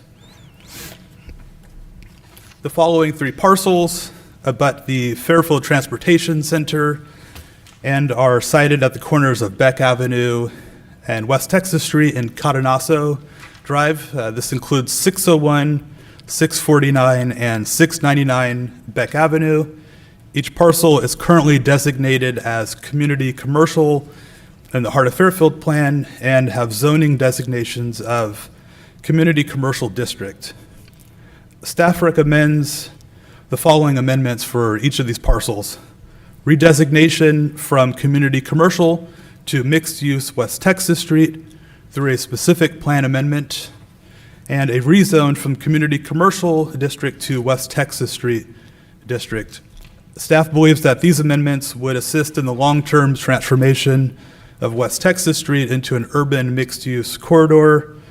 Additionally, because these parcels are next to the Fairfield Transportation Center, there is a possibility that the redesignation spurs transit-oriented development should there be a desire on the part of the property owners to redevelop the parcels. 1100 Texas Street was recently home to the Fairfield Police Department Investigations Division and is currently zoned Public Facilities District. The Heart of Fairfield plan designates this property as downtown commercial. Staff recommends that this property be rezoned to downtown district so that it is consistent with the Heart of Fairfield plan. This property would remain as part of the downtown area or P1 overlay district with this zone change. The zoning ordinance amendments are exempt from the California Environmental Quality Act, or CEQA, through the following: Section 15061B3, which is the common sense exemption, Section 15305, which is minor alterations in land use. Additionally, the specific plan amendments and associated zone changes will not have an adverse impact on the environment. There was a certified environmental impact report for the Heart of Fairfield plan that anticipated up to 1,600 new residential units and up to 140,000 square feet of new commercial and office space throughout the plan area. These amendments would not cause an increase that is greater than the residential units or the commercial and office square footage anticipated in the environmental impact report. Staff recommends that the City Council adopt Resolution 23-07. This would approve a specific plan amendment to redesignate 601, 649, and 699 Beck Avenue from community commercial to mixed-use West Texas in the Heart of Fairfield plan. Staff also recommends that the City Council conduct the first reading of Ordinance 2023-03. This would initiate the following actions: zoning ordinance amendment for various Heart of Fairfield plan zoning districts, zone change to rezone 601, 649, and 699 Beck Avenue from community commercial to West Texas Street district. This also includes the zone change for 1100 Texas Street from public facilities to downtown district. Lastly, staff recommends the council also adopt Ordinance 2023-04. This would initiate zoning ordinance amendments for various regulatory changes to the zoning ordinance. I'd be happy to answer any questions from the council. I'm also happy to revisit any of these amendments in detail. Thank you. Thank you. Very good presentation, Jonathan. Any questions? Councilman Tonneson. Thank you, Jonathan. You guys all getting A's for your presentations tonight. The tattoo, I thought I read the tattoo was on the second floor only. Because it says permitted use, but. If you give me one moment, I'll pull to that page in the proposed ordinance, and I could specify exactly where it's proposed to be permitted. So, okay, so it's not going to be in the Heart of Fairfield, though? It will be in the Heart of Fairfield. There's certain districts where it would be just permitted outright, one of which is the West Texas Street district with property fronting West Texas Street for the downtown and downtown core zones, which are the salmon color and yeah. So for those zoning districts, they'd be permitted on the second floor, not on the ground floor. That's what I thought, is the second floor. Then also, if I'm not mistaken, for mixed-use office, they'd be permitted by right, and that is the light purple. It abuts Kentucky Street, and it's also south of the downtown core, like along Missouri Street, for example. Okay. And again, we're pretty much doing some zoning cleanup. We're not really taking any large thing away from anybody. We're just making this flow more with all of our plans for the heart of Fairfield. I will say, in staff, from staff's perspective, these are amendments that are making our zoning ordinance more consistent with the desired vision of the Heart of Fairfield plan. This is exactly the way I meant to say it. Thanks, Jonathan. Any other questions? All right, I'm going to go ahead and open the public hearing. Have any public speakers, Madam Clerk? No, I do not. Anybody here wish to speak? Okay, I'm going to close the public. Oh, you got one? Oh, all right. Thank you, sir. Could you give your name? Sure. My name is Chris Engel. I own a property at 1215 Empire Street, and I'm looking there, and it looks salmon colored, and it looks like that's community commercial. So the question I have is, there's three residences there along Empire Street, right behind the Daily Republic. Are those grandfathered in, or are we going to have to change what we're doing there? I'm sorry, are you asking which properties are grandfathered? Well, there's three housing units behind the Daily Republic building. Okay. Just over here on Empire Street. They're single-family residences. And so I was curious if those were, I mean, I know those are within the Heart of Fairfield district, but I didn't know if we were going to be required to, tear those down and redevelop them, or if we can keep the use that we have on them now. So I will say that, let's assume that they are non-conforming. You don't have to do anything to those homes. If you wanted them to maintain in perpetuity, then you have that legal right to continue having the single-family homes on your property. Okay, that's all I wanted to know. Thank you. Thank you. Would you mind going to the clerk and filling out a card, please? Of course. I just need your last name, actually. Thank you so much. Right there. Is there anybody else who wishes to speak on this? Thank you. If not, I'm going to go ahead and close the public hearing. And we're going to go through a couple of motions here. I'll entertain a motion to approve the resolution 2023-07. Councilman Vaccaro makes a motion. Second for Pam Bertani. All in favor? Aye. Opposed? All right, that was unanimous. Okay, and then the next is I'll entertain a motion to approve the first reading and introduction of this ordinance 2023-03. Got a motion from Ms. Panduro. A second? Councilman Vaccaro. All in favor? Aye. Opposed? It's unanimous.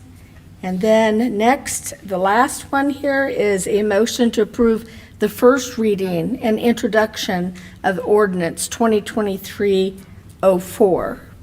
Have a motion, Councilman Vaccaro, and a second with Pam Bertani.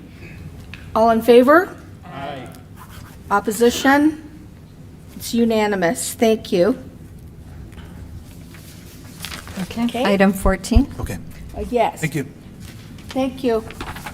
Public hearing and resolution 2023-08 of the City Council of the City of Fairfield approving or sustaining, denying, or overruling the appeal of the revocation of business license number 070000966 belonging to Smoke and More LLC located at 1306 West Texas Street in Fairfield, 94533.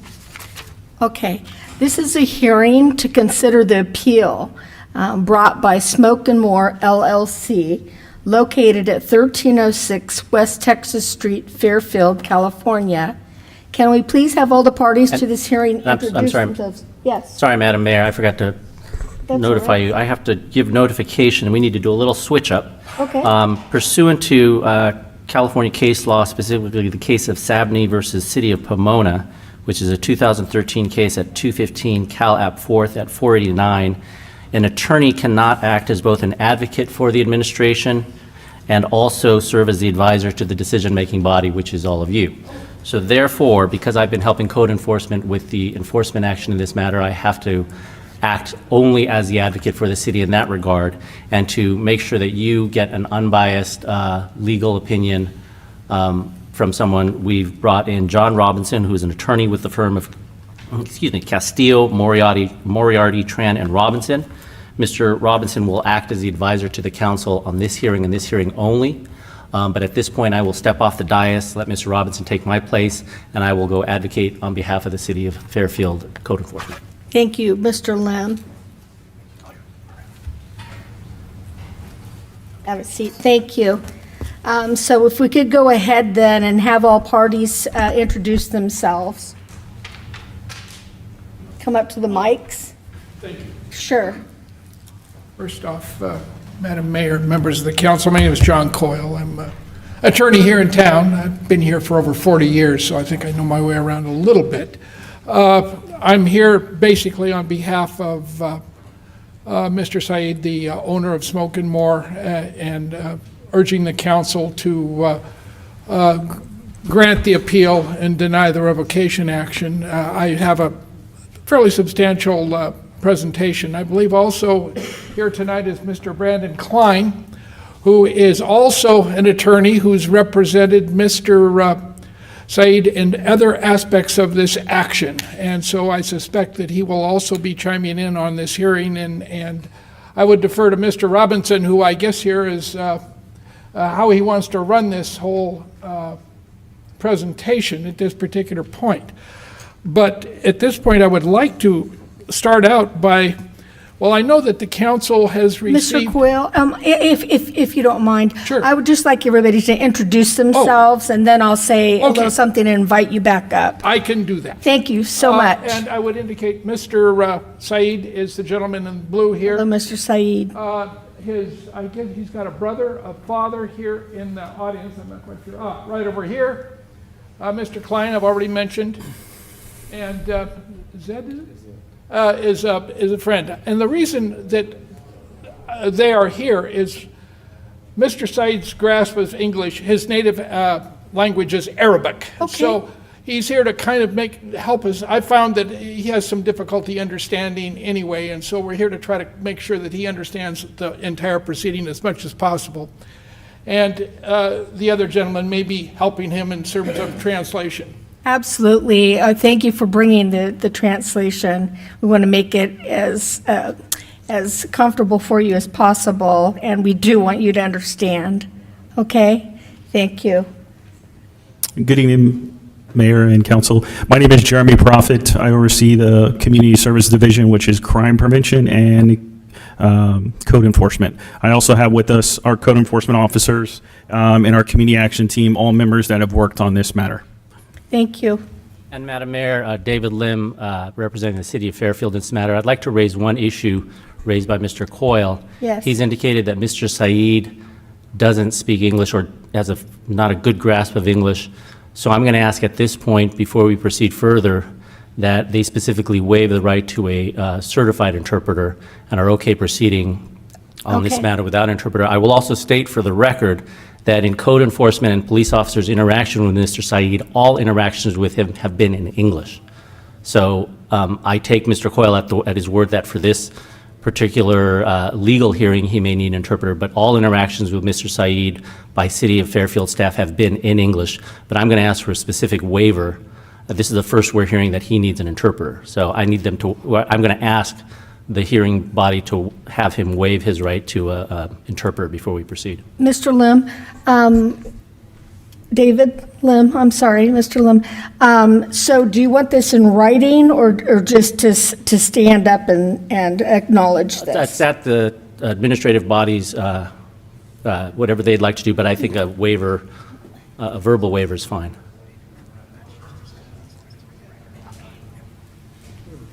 Okay, Mr. Coyle, given that, would you please step up to the mic and,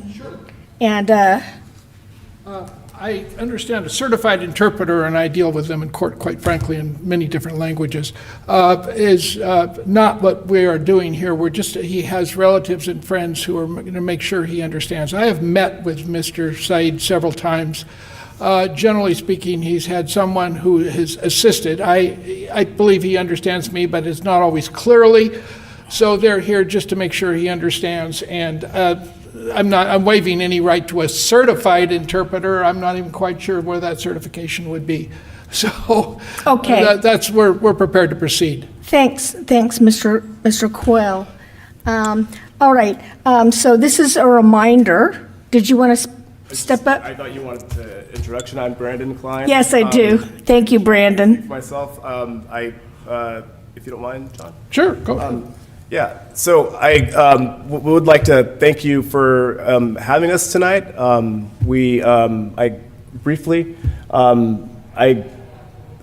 don't want to let it pass without mentioning that my client has in the past brought up to the city and David Lim and others about his trouble understanding there are hundreds of pages that he's had to get through.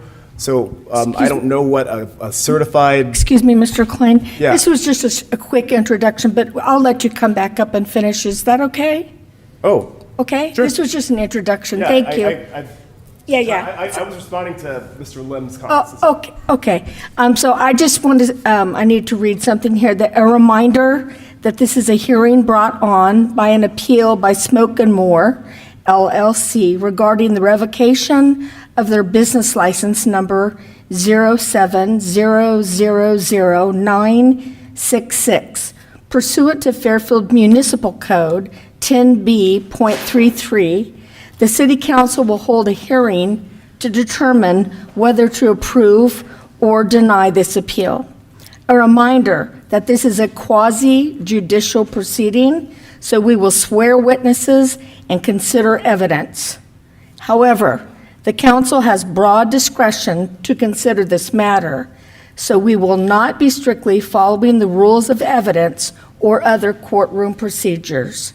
Are both sides ready to proceed? Yes, we are. Yes? Yes, ma'am. Yes? Okay. Will the city please present a brief overview of the issues that led to the revocation of business license number 070000966? And if the clerk could swear in Jeremy and Elizabeth, then please. Do you swear to tell the truth? Yes, ma'am. Okay, thank you. Again, good evening, Mayor and Council. Thank you for your time. So a brief description why we're at and here we are today. As you'll notice, about 200 plus pages of information presented on this case. Again, we're discussing the reason for the revocation of the business license. So I'll give a brief description. So the decision came about, we started working with the Smoke and More shop and the property owners. They do not own the property, so we were working with the property owners in the Smoke and More shop. This came to the attention of code enforcement back in February of 2022. So just to give you a timeline, we started in February 2022 addressing blight and other related issues. This also came into attention of ongoing case matter with the Smoke and More shop of illegal sales of marijuana and tobacco to our youth, corroborated by multiple police community resource officers, or SROs, school resource officers, also follow up by our community action team investigative matters to obtain, yes, there has been illegal sales of tobacco products and other products to minors. So on May 19th, 2022, while conducting an area security check, Officer Nathan Strickland contacted a known local homeless man cleaning up the parking lot in the Smoke and More shop. The homeless person detailed that he was being paid in the form of food to help clean the parking lot. Just to give you a little bit more details that this is not a one-off situation, code enforcement and myself have documented other situations where homeless were being employed and being paid through food. That is not a legal form of payment. So, and I could document my personal testimony on February 23rd at approximately 15 hours while doing an inspection at the Smoke and More shop. I was actually flagged down by an individual in the parking lot with a suspected fire. And as I approached behind the building, there was a dumpster fire. So I immediately called in the fire department to respond to that. While I was doing that, I observed not only the dumpster fire, but I also observed a individual approximately in his 60s and another younger individual somewhere in his 20s trying to put the fire out. So I asked him to come over to stay away from the fire and to get more details. I was told by this individual that at the time appeared to be transit. I did not know, but he said he was being employed to clean the property up, and he accidentally threw a cigarette butt in the dumpster and started the dumpster fire. This was the second fire in that day known to be in conjunction with homeless. The concern there is the testimony is countless times that we get either through code enforcement or officers that they're employing homeless and their payment is through food, cigarettes, or other matter. That is not a legal form of payment, and I think that is taking advantage of our folks that may be dealing with different issues, and that is not a legal form of employment. So that's kind of a little bit of a digest into the first one. So item number 2, there's been over 170 incidences, and that we noted that in 2022 there was over 120 incidences at 13602 Texas Street from January 2019 to June 2020. These incidents include various crimes, including theft, drugs, sales, domestic violence, prostitution, arrest, and wanted suspects, and a homicide. Now, I understand that the smoke shop says they can't control everything. This is not all their fault, but they can be actively working with us to reduce those issues. And it also leads into some of the other problems that we're having. These incidents were documented. And just to give you guys some context, I'm reading from the stamp is 1001 is your packet, so you guys know where I'm getting this information from. May 19, 2022, the May 19, 2022, the Fairfield Police Department Community Action Team conducted a tobacco sting with the use of underage police cadet. During the operation, an employee from the store sold tobacco to the cadet and did not ask for identification. In this, we'll see the Fairfield Police Department case 2022-5416. This supported the evidence that our SROs were giving us of selling to minors tobacco and THC. Again, taking advantage of our youth population. The concerns that I have with that is not understanding the impact that has on our community of our youth. Now, I just want to back this up to show this is not the first incident that we've had. These incidences go back dating to 2019. So, okay, one off. We all support each other. We make decisions sometimes. We get a second chance. Well, there's been second and third and fourth chances dating back to 2017 of continued sales of tobacco to our minors and THC vape pens to our minors. That is extremely concerning and something we want to address with this property, on top of the ongoing crimes, murders, homicides, and prostitution. So you kind of see the gist of what this place is bringing to the city of Fairfield. It's not a positive contribution to our community. To support this, not only did we have our SROs bringing this information, we had multiple detectives involved in this matter. So outside of the community action team, we actually had back in February 28, 2022, Detective Beck spoke with a father of a teenager that attended a high school in our community. The father searched his room and discovered a concealed box. In that box located numerous nicotine vape products of different flavors. On March 11, 2020, Detective Beck spoke with a 16-year-old, a juvenile, stating he has purchased nicotine products from the Smoke and More shop, and he and his friends have purchased more in the past. During the purchase, a 13 and 15-year-old male sold him the products inside the store.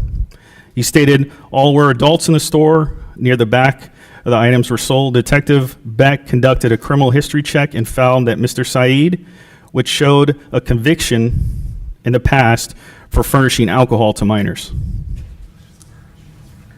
In August 19th, 2019, Detective Beck opened up an investigation in the Smoke and More shop for allegation of sales of marijuana, THC products, and for sales of nicotine products to minors. Mr. Detectives Saeed, from the please, Special Operation not right Team, now. No. SOT. No, sir. No, sir. Sorry. You have to wait your received turn. multiple sources that employees were from the Smoke and More shop were illegally selling THC and BHO vape pens cartridges from behind the counter. One of the sources was Officer Mack, a school resource officer at the time at one of our local high schools. Officer Mack was informed minors were purchasing tobacco and marijuana products from the Smoke and More shop. And I outlined case number 19-10578. During this investigation, Detective Beck observed 4 teenagers exit the store and get into a vehicle parked in the parking lot. An enforcement stop was done with the teenagers. They were identified to be between the ages of 16 and 17. During the enforcement stop, numerous nicotine vape pen products were recovered from the vehicle. The juveniles admitted to purchasing the products from the Smoke and More shop for $120 in cash. They did not receive a store receipt for the products, and no change was given. The teens admitted that it was common knowledge that this store will sell nicotine products to minors. Detectives, bullet number 7, detectives conducted a controlled purchase of concentrated cannabis vape pen cartridges from a store employee by a confidential informant. Detective Beck obtained a search warrant for the store, which was served September 11, 2019. During the service warrant, Mr. Saeed was detained and identified himself as the store owner of the business. During the search warrant, detectives located 17 concentrated cannabis products in the store. Package materials commonly used to package narcotics, and over 13,000 of U.S. currency. Detective Beck spoke with Mr. Saeed in the store. He told Detective Beck the cash is used to pay for cigarettes, even though Mr. Saeed denied knowledge of the cannabis. It was located behind the counter in a file cabinet drawer with cash, a register on top of it.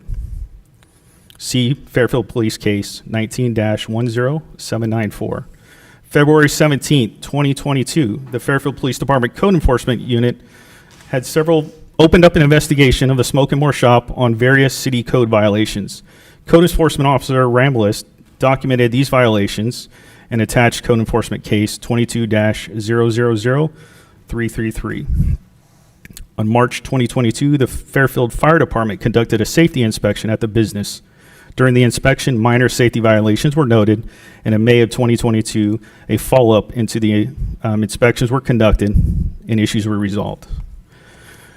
So again, just to kind of go back, I want to give a brief timeline to where we're at and why we're at today. So after I spoke about these violations, we only need one of those to meet the request to revoke the business license. And to the active, ongoing engagement with our youth and selling to our youth is a huge concern of the police department and all the activity that is encompassed around that property. Think of it. If it was your home, would you be concerned if you had a homicide? If you were concerned when you have all these illegal activities, how would you manage that? You wouldn't wait until your business license is taken away, and that's when they have responded. It took us all the way to this point to revoke their license to say, hey, we want to work with you. So February 2022, like I said, we opened up a case. June 10th, 2022, we met with property owners to continue to address code violations as we were citing the property owner for these issues to address blight, homelessness-related issues, and ongoing criminal activity. Between that time, owners informed us that they sent a written notice to the Smoke and More shop to end their lease. At that point, on July 18, 2022, Mr. Klein, Mr. Saeed's attorney, sent a threatening litigation outlined to the city that his client would never participate in such behavior. And Mr. Klein also stated that our police department claims these are false allegations, and moving forward to no longer contact his client to work with him directly.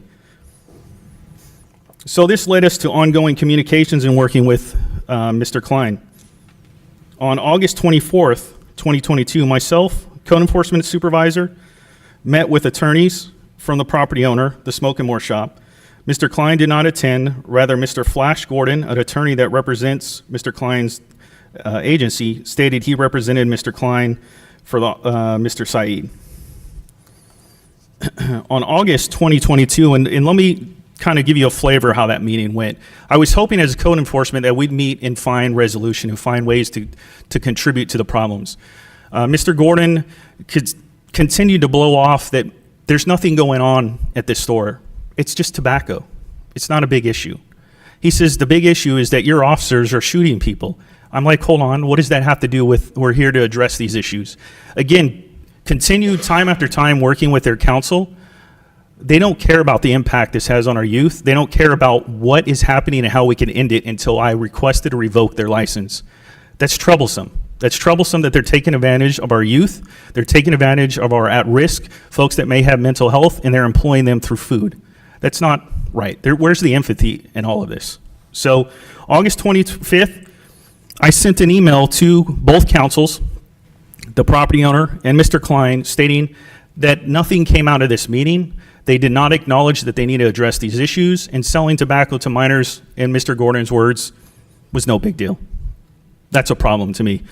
Now, I will be straightforward. There seemed to be some sort of confusion. Mr. Klein, for some reason, thought the meeting was just going to be held on Zoom. There could have been some miscommunication, but yet he knew enough to send a member of his legal team to the property to show up in person for a meeting. So how did you know to show up in person from some of your legal team, but you did not show up in person? So there was some confusion. We both understood. We could have figured something out, but we continued our conversation. So this behavior and lack of empathy to our community in regards to the Smoke and More shop, criminal activity, and sales to minors is not acceptable in the Fairfield community.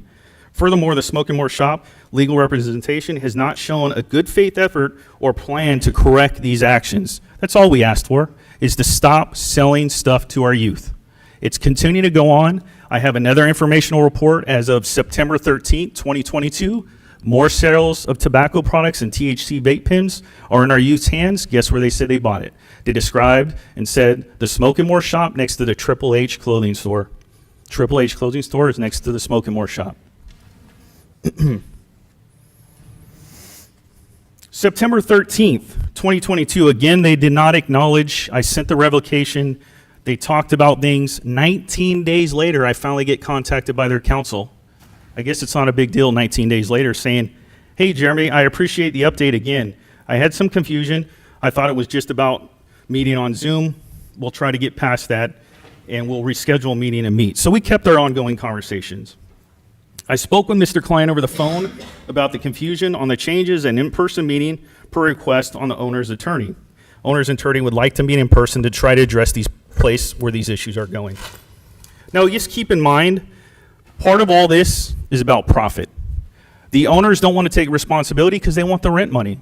It's not about our youth. Well, for Fairfield PD, it is about the youth. It's not about rent money and exchanging. They did not follow through with the eviction based off of what Fairfield PD provided because they asked for us to give them information.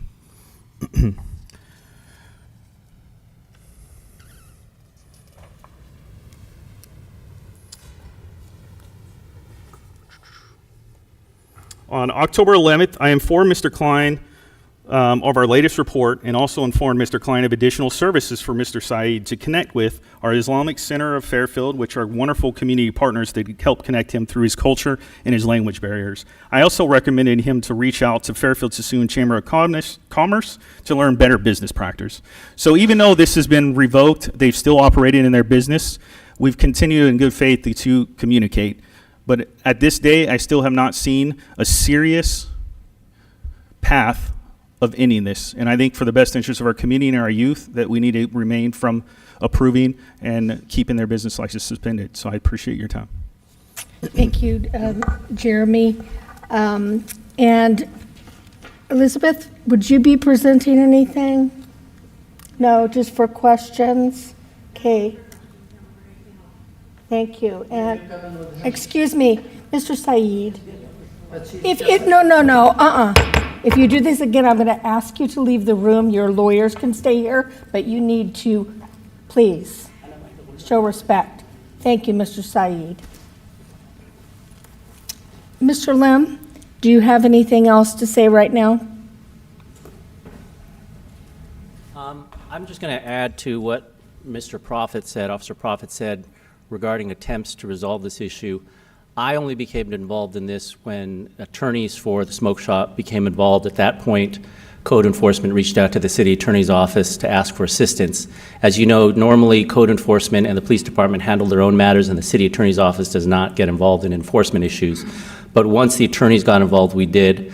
I can confirm what Mr. Prophet said, that during the pendency of even when the attorneys became involved, code enforcement team did attempt to continue to reach out, CCing me, but they took the lead in outreach efforts to try to resolve the issue. One of the issues that may come up in arguments is that the city has not contacted Mr. Saeed. I want to point out that as a matter of law, once Mr. Klein became involved in July 18th of 2022, he specifically instructed the city to have no communication with his client. So by operation of law, I advise code enforcement and staff to respect that, because under the code of ethics, if somebody has retained an attorney, you don't speak to that person without permission of their attorney. And so on July 18th, we received that request, and I instructed staff to honor that. And that's why if you hear them saying there was no communication with Mr. Saeed, that's one of the reasons. The other thing that I feel compelled to point out to the City Council is that there is some confusion from the city's standpoint as to representation of Mr. Saeed. Mr. Klein has been representing Mr. Saeed since July of 2022.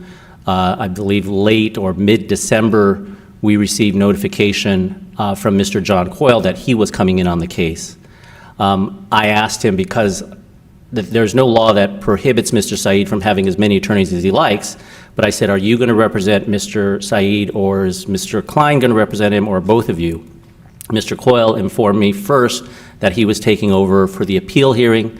He sent me a written notice telling me that he was coming in on the case and representing, and he had the signed letter also signed by Mr. Saeed, and that is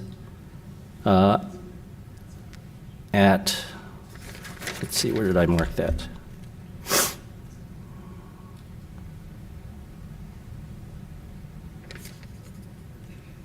I'm sorry, it's in your evidence packet, and I can't find where I listed it, but it was listed, the letter from, oh, I'm sorry, it's at Bates stamp 00027, which is the respondent's packet. It's a letter from John Coyle, signed by him and Mr. Saeed, saying Mr. Coyle is representing him for this hearing, and it's dated December 19th, 2022. Shortly after that, though, I received an email from Mr. Coyle saying that despite him representing Mr. Saeed in the appeal, Mr. Klein was still going to have a part in the process. And so I assumed that they were both representing Mr. Saeed again, which is Mr. Saeed's right. I continued to email both of them. On Sunday of this week, before the MLK holiday, we received a notification of a filing from the Eastern District of California District Court, Federal Court, with a request for a temporary restraining order, asking basically that any revocation of any license be stayed. It came from Mr. Klein, and Mr. Coyle's name were on the legal pleadings. I can report that as of today, we received notification from the Eastern District that that request has been denied without prejudice, meaning they're free to refile it, pending following rules of court. So basically, it was thrown out because they didn't follow rules of court, specifically stating how they were irreparably harmed. I think that's important to understand, because if the attorneys are making claims that they are making good faith efforts to work with our staff, it is belied by the fact that they're filing actions for injunctions in the civil court, not returning calls to Mr. Prophet or staff, and instructing them, basically instructing them to have no contact with Mr. Saeed. So I think, which is their right, of course, but I think it all goes to the fact that if they come and they say, the city staff has not worked in good faith to try to resolve this issue, I would argue the exact opposite. From what I've seen so far, the attorneys have not made good faith efforts to work with our staff or me in trying to resolve this issue. That's all. Thank you, Mr. Lim. Colleagues, I'm just going to take a quick second. I need to talk to Mr. Robinson for just a second, okay? Thank you.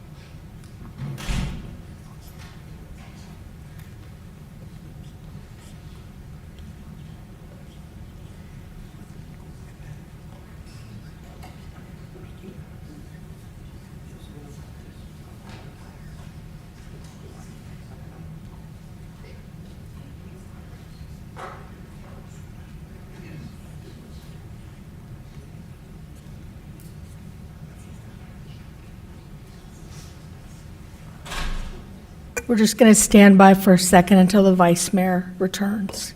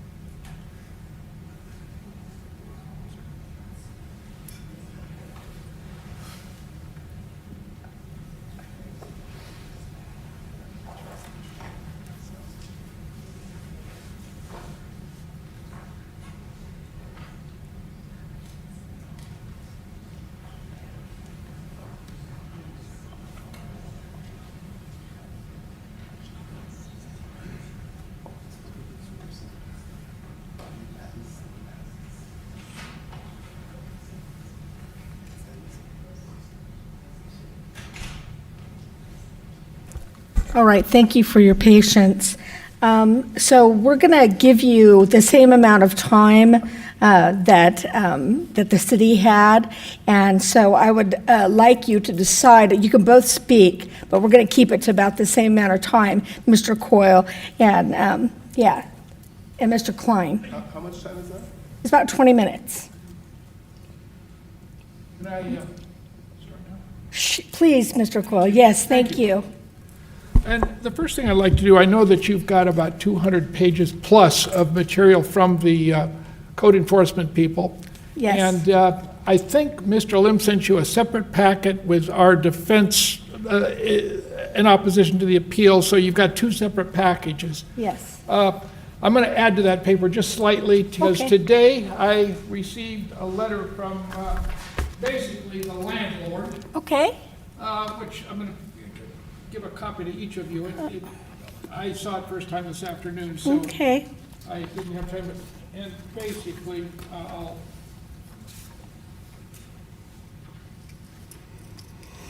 How many copies do that?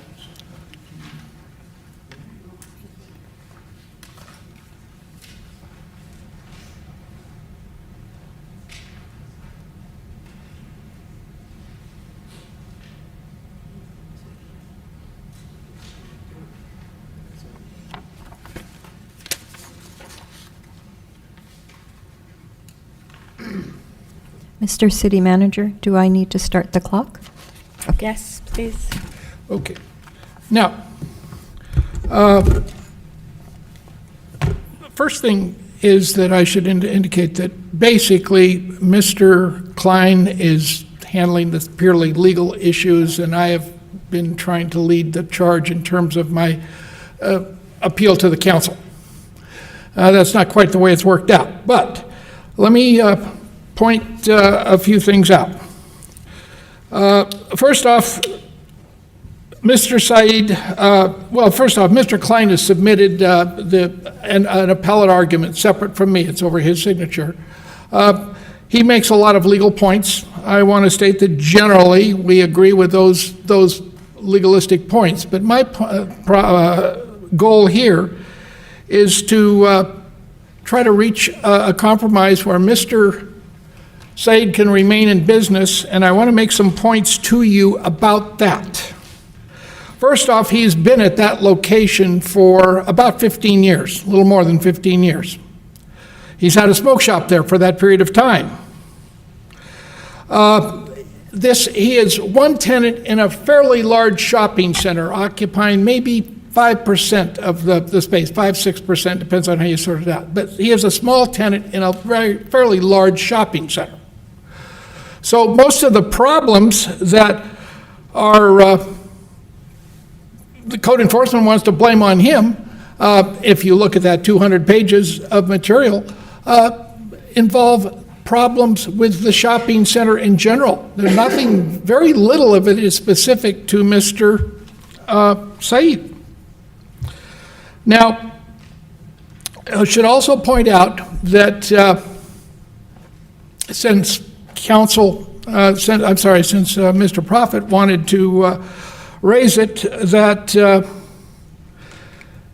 Mr. Said maintains cash on his place because he is a licensed check cashing facility. He doesn't advertise that, but he cashes checks for people, and he has cash there. In 2019, the portion of that money was seized, claiming it was illegal. It was just part of his check cashing operation. He's also licensed to sell food products. Now, you heard somehow it's wrong to give homeless people food. And I'm not quite sure I understand that, but he sells snack stuff. He doesn't sell groceries. It's a snack shop. You can buy candy bars, you can buy some baked goods, drinks, that sort of thing. The city business license revocation action is based largely on problems and complaints involving the homeless population. And I would ask you again, if you look through that 200 pages, you're going to see, people in the parking lot. He does not control the parking lot. That's the landlord's. There's pictures of people riding bicycles across the parking lot like there's something wrong with that, and he's supposed to have something to do with it. That's not what he does. I should also point out that Mr. Said, and you've already seen it, adamantly denies that he sells any kind of cannabis product. He is not licensed to sell cannabis. He cannot do so. And he denies that there is any cannabis in his shop at all. I should also point out that there's law that I don't think the city has complied with, which has to do with the sale of tobacco to minors. Basically, they're in my materials there. I'm not going to try to cite your code sections, but they're in the materials that you have. And basically, it's illegal for someone to sell tobacco to a minor. A minor is, by the way, someone under 21 years of age. And the code section, the penal code section, provides for penalties and fines. He's never been charged with, fined with, or anything. Apparently, the city wants to run undercover actions and then claim that they've sold tobacco, or somebody in his shop has sold tobacco to minors, but nobody's ever confronted him with it. So he's not in a position to respond to that. I would also point out that there's business and professions code provisions in the California codes that deal with civil penalties and administrative actions with the sale of tobacco to minors. And he's never been confronted with any of those actions. So basically, blaming him for all of this stuff there's been no foundation for it. By the way, those code sections don't in any way state that revocation of a business license is a possible penalty for violation of those sections. In fact, the Business and Professions Code provides for suspension of, you have to have a license to sell cigarettes, to sell tobacco. He has such a license. That can be suspended for a period of time, starting, I think, 30 days and going out for violations. But you have to be confronted with those violations. None of that has ever been done to Mr. Said. So, but the important thing that I want to make, and then I'll defer to Mr. Klein, is that starting in July, when Mr. Said became very aware of the problem, he took steps to solve the problem. Though, by the way, the letter I just gave you mentions that.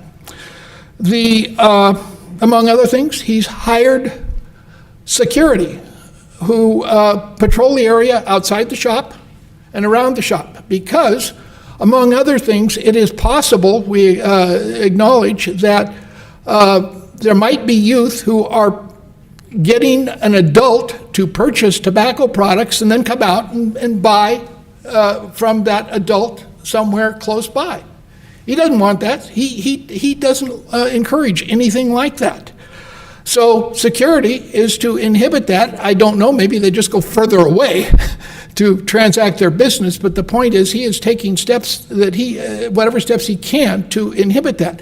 He's also, by the way, because there's complaints about the mess around the place, he's paid a pressure washing company to clean the area up around the shop and the corridor in front of it periodically. There are trash cans now that are outside the shop. He's trying pretty hard to do anything he can to cooperate with the city. Now, one of the things that is kind of troubling to us, apparently the city was instructed that they shouldn't communicate with Mr. Said. He is willing to work with the city, and he wasn't even aware of that until just very recently that instruction had occurred. But the point is that he would love to, in fact, he is very desirous of trying to work with the city to solve whatever problems there are. A lot of them involve the homeless population in the area, and he doesn't have much control over that. But to the extent that we don't want to sell tobacco to minors, and by the way, he has his front of his shop is posted very prominently with the signs. His staff has been well schooled to request identification from anybody of questionable age, and generally speaking, we say that's 27 years or younger, but you don't know until you check their identification.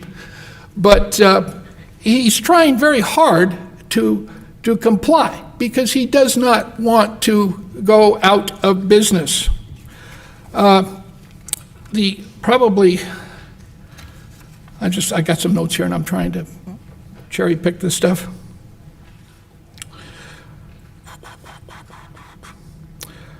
We heard something about some kind of incident in September where supposedly somebody brought cannabis from his shop. Well, again, Mr. Said is very adamant that he doesn't sell any marijuana or cannabis-based products whatsoever. Our speculation is that cornering youth and say, where did you get that stuff? They're not going to talk about their real source. And there might be other people in town that we can speculate about that they might be able to buy that stuff, but he's not very knowledgeable about that. So basically,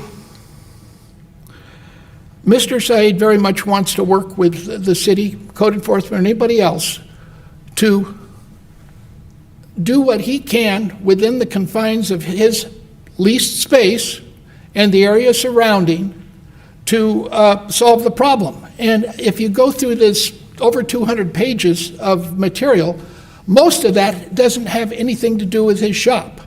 I've been told, for example, that there have been homicides in the parking lot. He didn't have anything to do with that, but yet somehow he gets painted and tarred with that sort of a thing.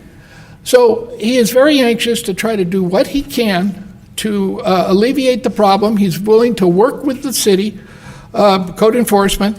And by the way, I want to mention in closing a couple of things. I've happened to run across a letter from the police department dated February 17th of this year, or no, last year, 2022. And here's the kind of things they're citing him for. Graffiti painted on the building. Accumulation of junk in the parking lot. These are code violations, by the way. Discharge of pollutants. Well, I think that has to do with the homeless people urinating in the area, I think is the way I interpret that. Let me see. Non-conforming property. Well, you've just heard Mr. Prophet tell him that the fire department inspected and found a couple of minor violations which were corrected and promptly corrected. So, I mean, that's code violations are minor. No camping. He doesn't run a campground. He doesn't have anything to do with what people are camping on. Disorderly conduct. Well, that's stuff in the parking lot that your homeless people, most likely.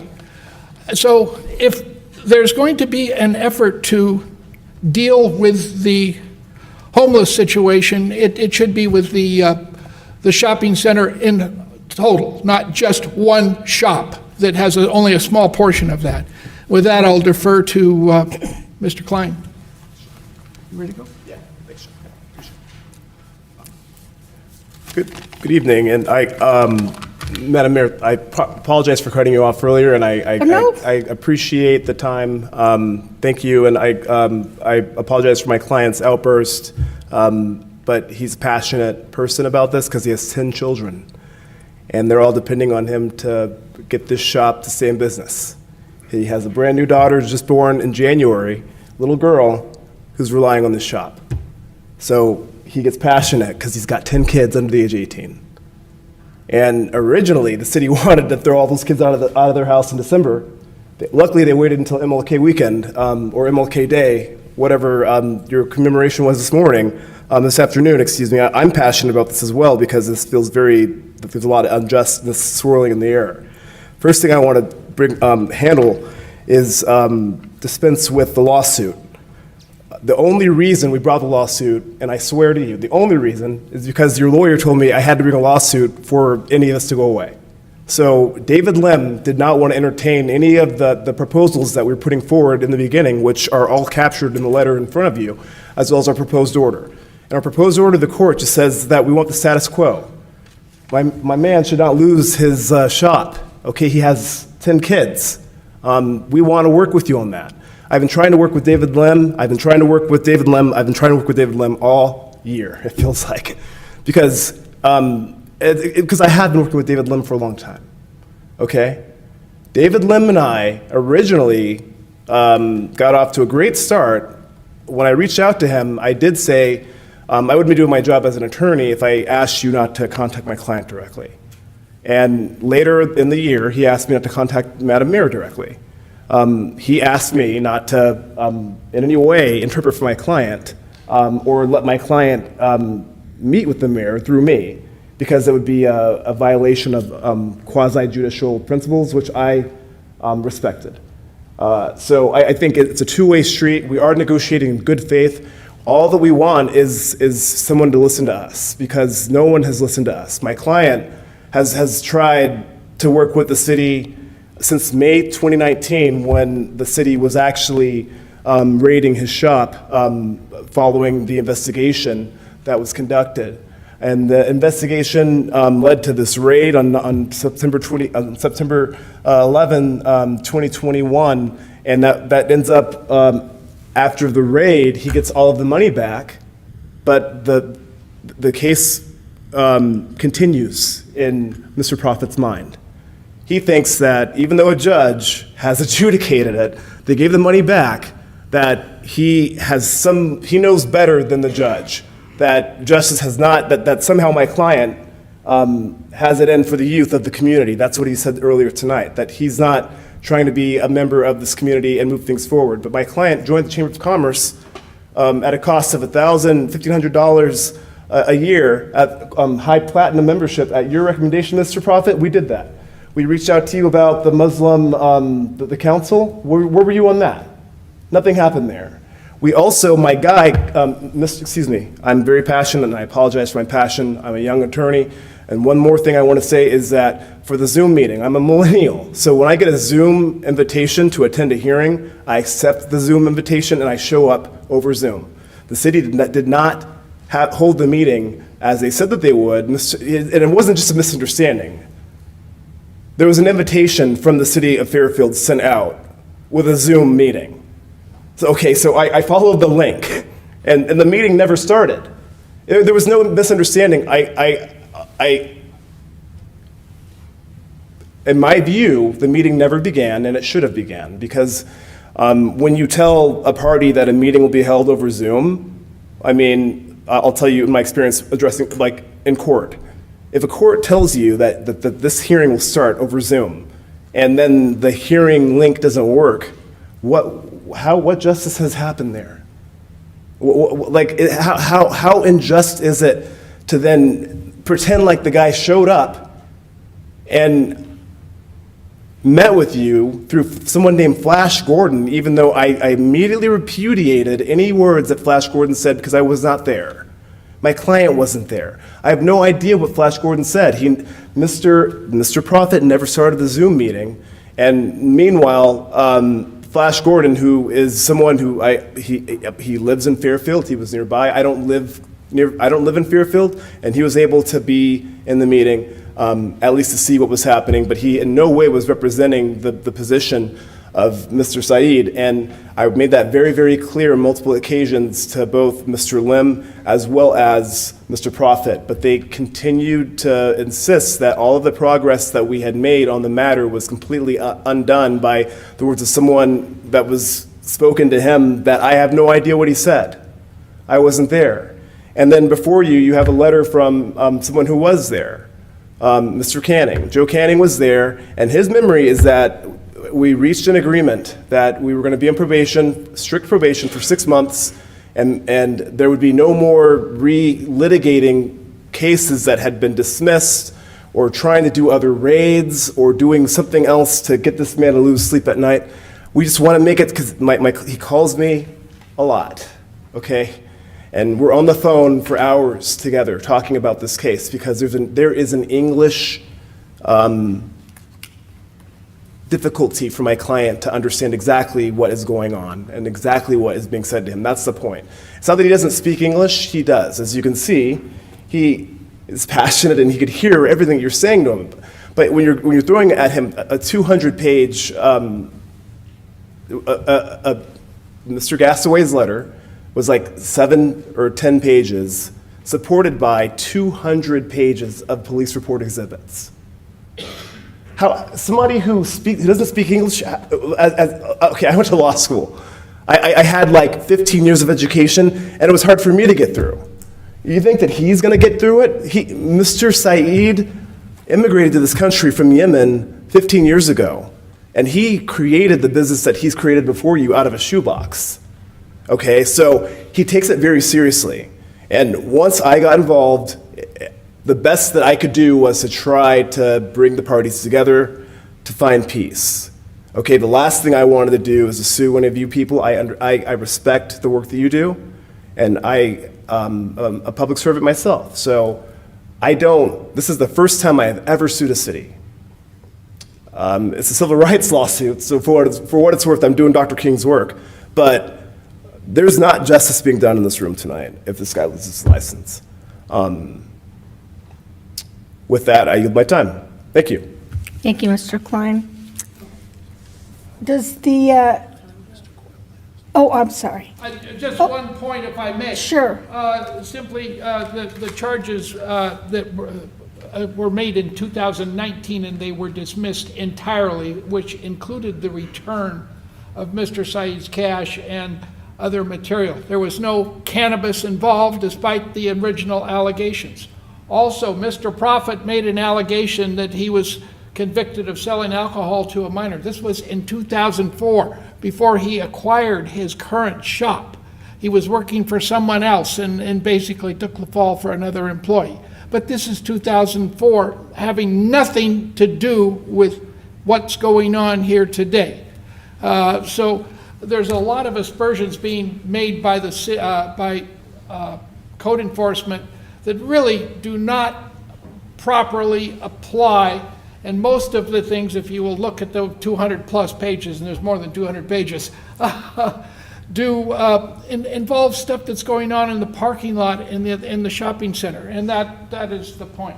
And the one thing, as I was suggesting, and Mr. Klein also suggests, is that there have been no problems for the last 6 or 7 months that we are aware of. Now, we just heard some allegation about somebody said that they bought cannabis from him, but he's not aware of that. He's been cleaning the parking lot. He's been doing everything that he has tried to do, providing security, and he's not aware of anything, and everything seems to be going smoothly for the last 6 months. So as a result, he would like to continue that because he does not want to cater to minors. That's against the law. And he would like to be a participant in discouraging the homeless population in the area. But like I say, he's only one small part of that. Thank you, Mr. Coyle. Does the city want to respond? And I'll give you like 5 minutes for a rebuttal. Well, I want to defer to council and Mr. Robinson. I don't want to get involved in oh, they said this, and we're going to say this, and we deny this, because I think we could do that all night. Okay. And they're the ones who brought the appeal. They're the ones who have to convince you to overturn the appeal. So, again, I don't want to take 5 minutes, and then they get 5 minutes, and then we get 5 minutes more. No, you'd only get 5 minutes each, but anyway. Okay, if we each get 5 minutes, I think, you want me to go? Okay, so I'll take our 5 minutes. All right, Probably not even that thank much. Madam Mayor, members of the council, I'm not going to respond, and I don't think Mr. Prophet or Ms. Dalby or any staff want to respond to the allegations of what we as attorneys or staff have or haven't done. That's not the issue here. The issue is, what did Mr. Saeed do? And I don't think that they've adequately addressed the main issue, which is just the fact of selling alcohol to minors. And I want to clarify a point of law, because they raised the point. Notice they don't deny that the incidents happened, but they say, well, he wasn't charged in court. And because he wasn't charged in court, they haven't met their burden. There's no burden necessary under the Fairfield Municipal Code. The district attorney of Solano County would charge Mr. Saeed, if they felt they could bring charges, to hold him individually responsible for any crime. For whatever reason, the city of Fairfield is not interested in going after him individually and being punitive towards him. They want him to run a clean business.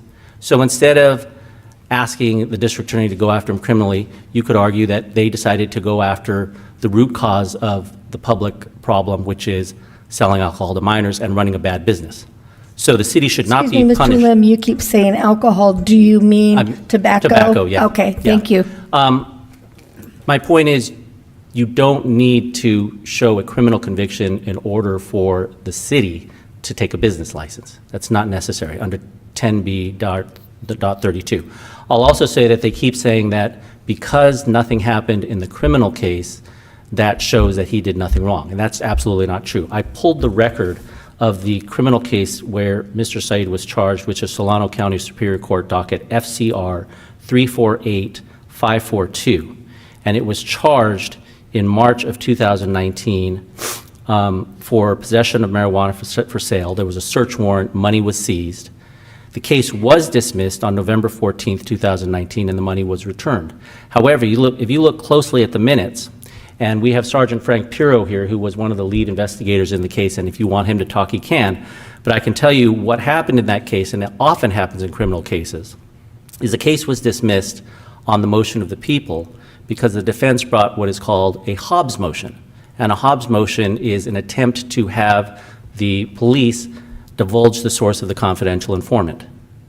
And rather than divulge the source of the confidential informant on a case deemed to not be that important, I guess, to the district attorney or the police, they dismissed the case rather than what is called in parlance burn the CI, or burn the confidential informant. They didn't want to make that name public.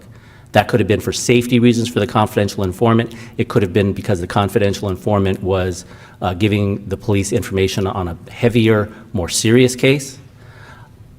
We don't know.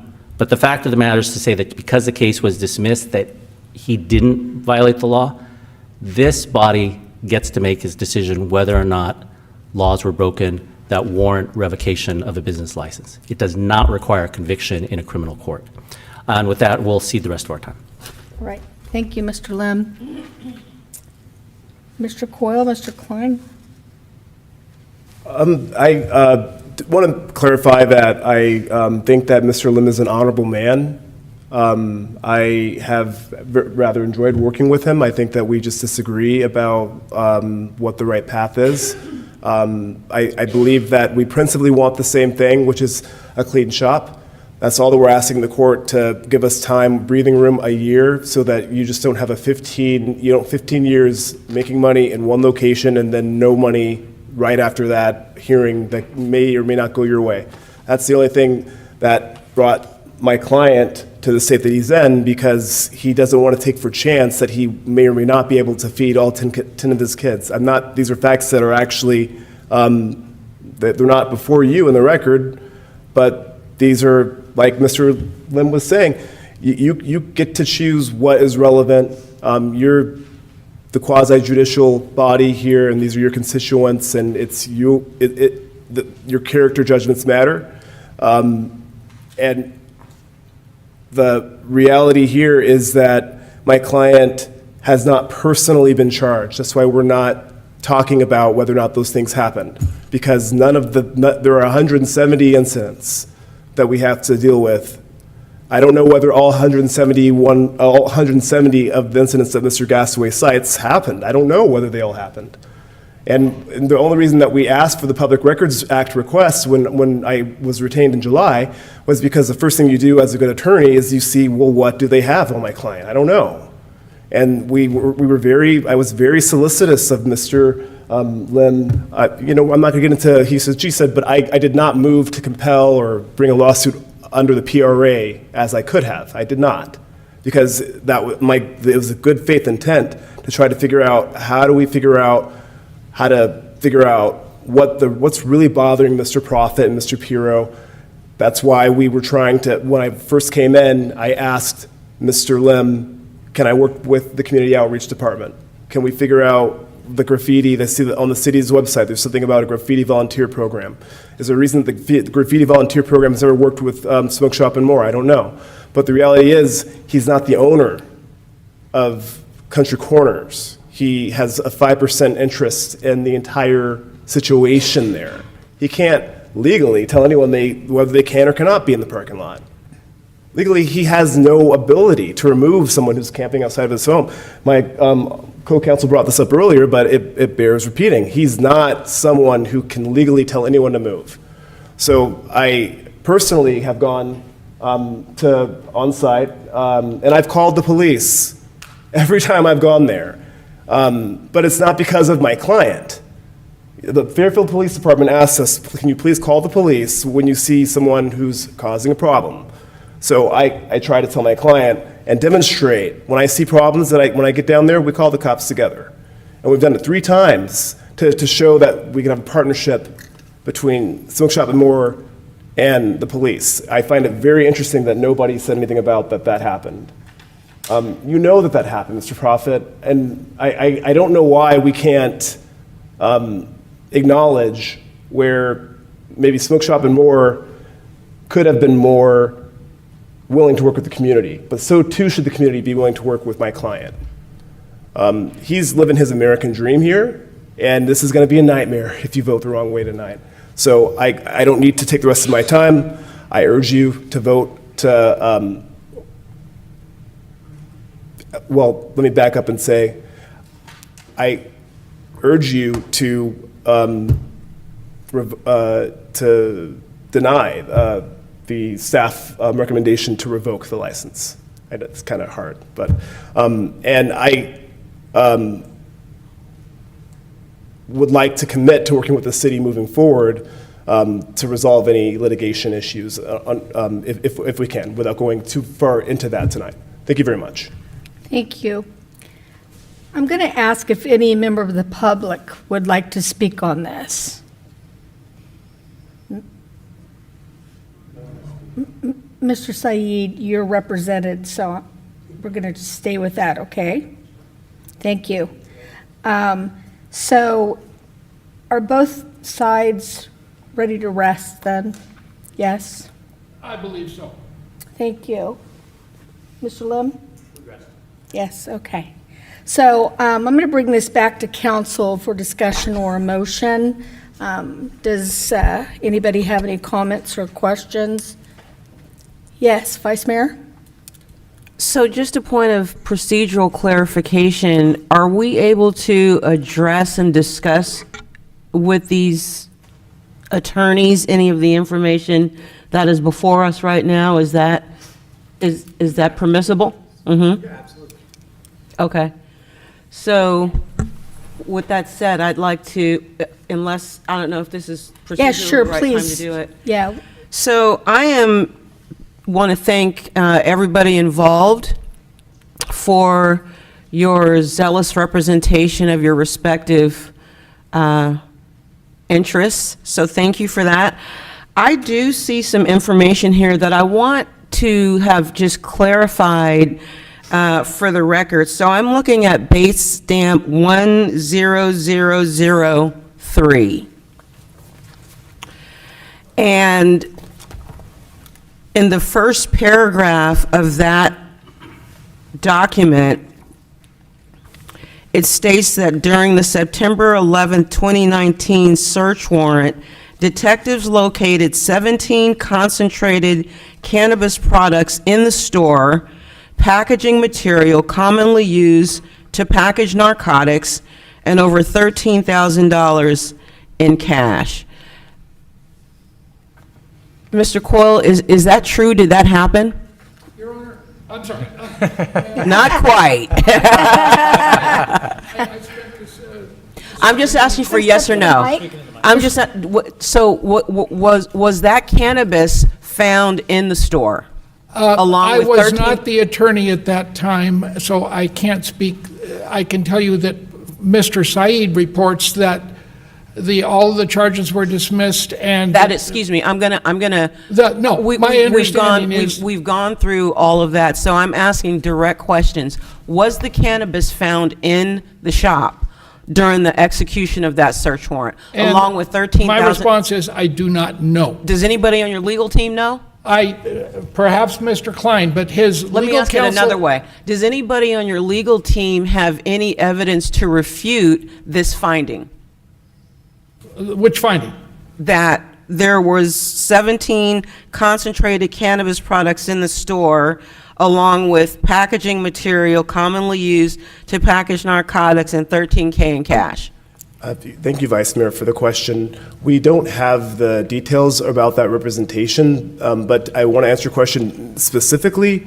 Our understanding from our client, who was in the hospital when the shop was raided, so he was not there. We don't know exactly what cannabis was, where it was alleged to have been when the police did the raid, but that's not, I'm not an expert So in other cannabis. words, you don't know?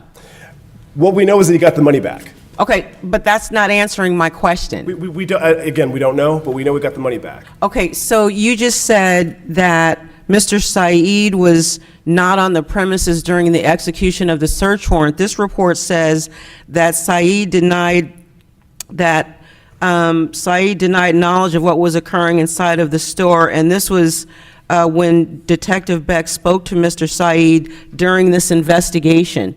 Is that correct? Yes, ma'am, that is correct. Thank you. So during the investigation, meaning on the date that this search warrant was executed, was Mr. Saeed on the premises? Yes, he was. Okay, he was on the premises, and he spoke directly to you? To Detective Beck. Okay, to Detective Beck. So, you see, this is my confusion. So, I'm seeing one thing and I'm hearing something else. So, was Mr. Saeed at the shop? Madam Vice Mayor, excuse me just a minute. Would you mind giving us your name, officer? Sergeant, sorry. Frank Piro, P-I-R-O. Thank you, Sergeant. So we have an officer saying that Mr. Saeed was on the premises, and you, as his representative, is saying he was not on the premises. Is that right? That's right. Okay. Vice Mayor, I read the report that Mr. Piro wrote, and from the report, I cannot tell where Saeed was because he mentions the hospital. And my client also mentions the hospital, and he also says that he wasn't there. As best as I can understand, I was in law school at the time when this happened. No, I was not in law school. Okay. But I was not his lawyer, excuse me. But at was the time that happened. marijuana there? My client says that there was not there. Okay. All right.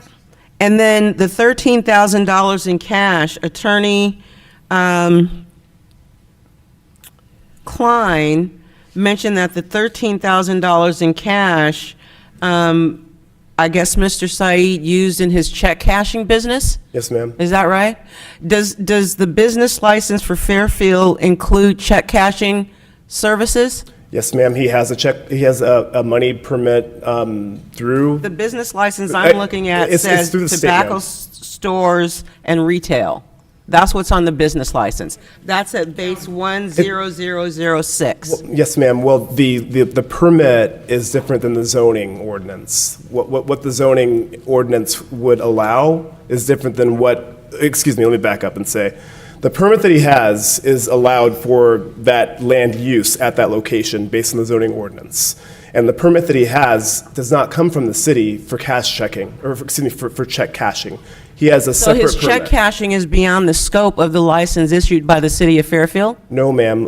What I'm saying is that it's similar to his license for collecting tobacco taxes, which is issued from the state of California and regulated under the Business and Professions Code. The city of Fairfield does not regulate whether or not taxes are remitted to the Department of Tax and Fee Administration, for instance. And that license does not come from the city of Fairfield, ma'am. It comes from other authorities, but he can still do check cashing at that location, as evidenced by the shuttered check cashing payday advance booth that's in this Okay, location. thank you. So you're saying that you do agree that the 13,000 cash was there, you just don't know that the cannabis was there? Ma'am, and I'm not trying to be evasive, what I'm saying is that he got the money back after the United... Can you please answer my question, counsel? Okay. I'm asking you that you're saying that the 13K, you admit the 13,000 in cash was there, you do not know whether the cannabis was there. Is that right? I do not know whether the cannabis was there. Okay, because- thank you. This conviction for furnishing alcohol to minors, Bates 00004, was that in Solano County? Do we know if that was in Solano County? I'm sorry, ma'am, can you repeat that?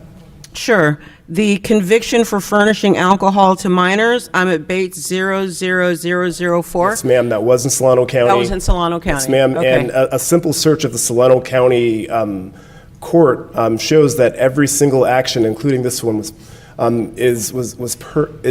was dismissed or purged. This particular item was purged. Well, this is a conviction though, right? It was purged, ma'am. Purged. But did it happen?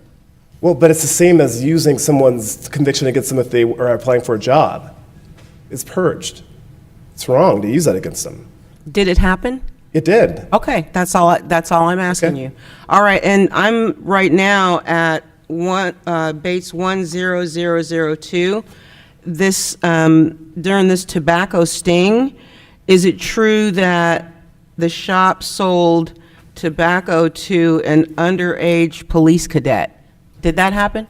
We're investigating that right now. We don't know exactly what the situation was there. We're working with the Solano County Office of Education, and we are specifically working with the person whose program it was responsible for sending these cadets to Mr. Saeed's shop.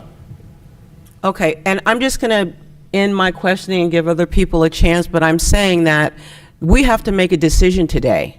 So we need to know today.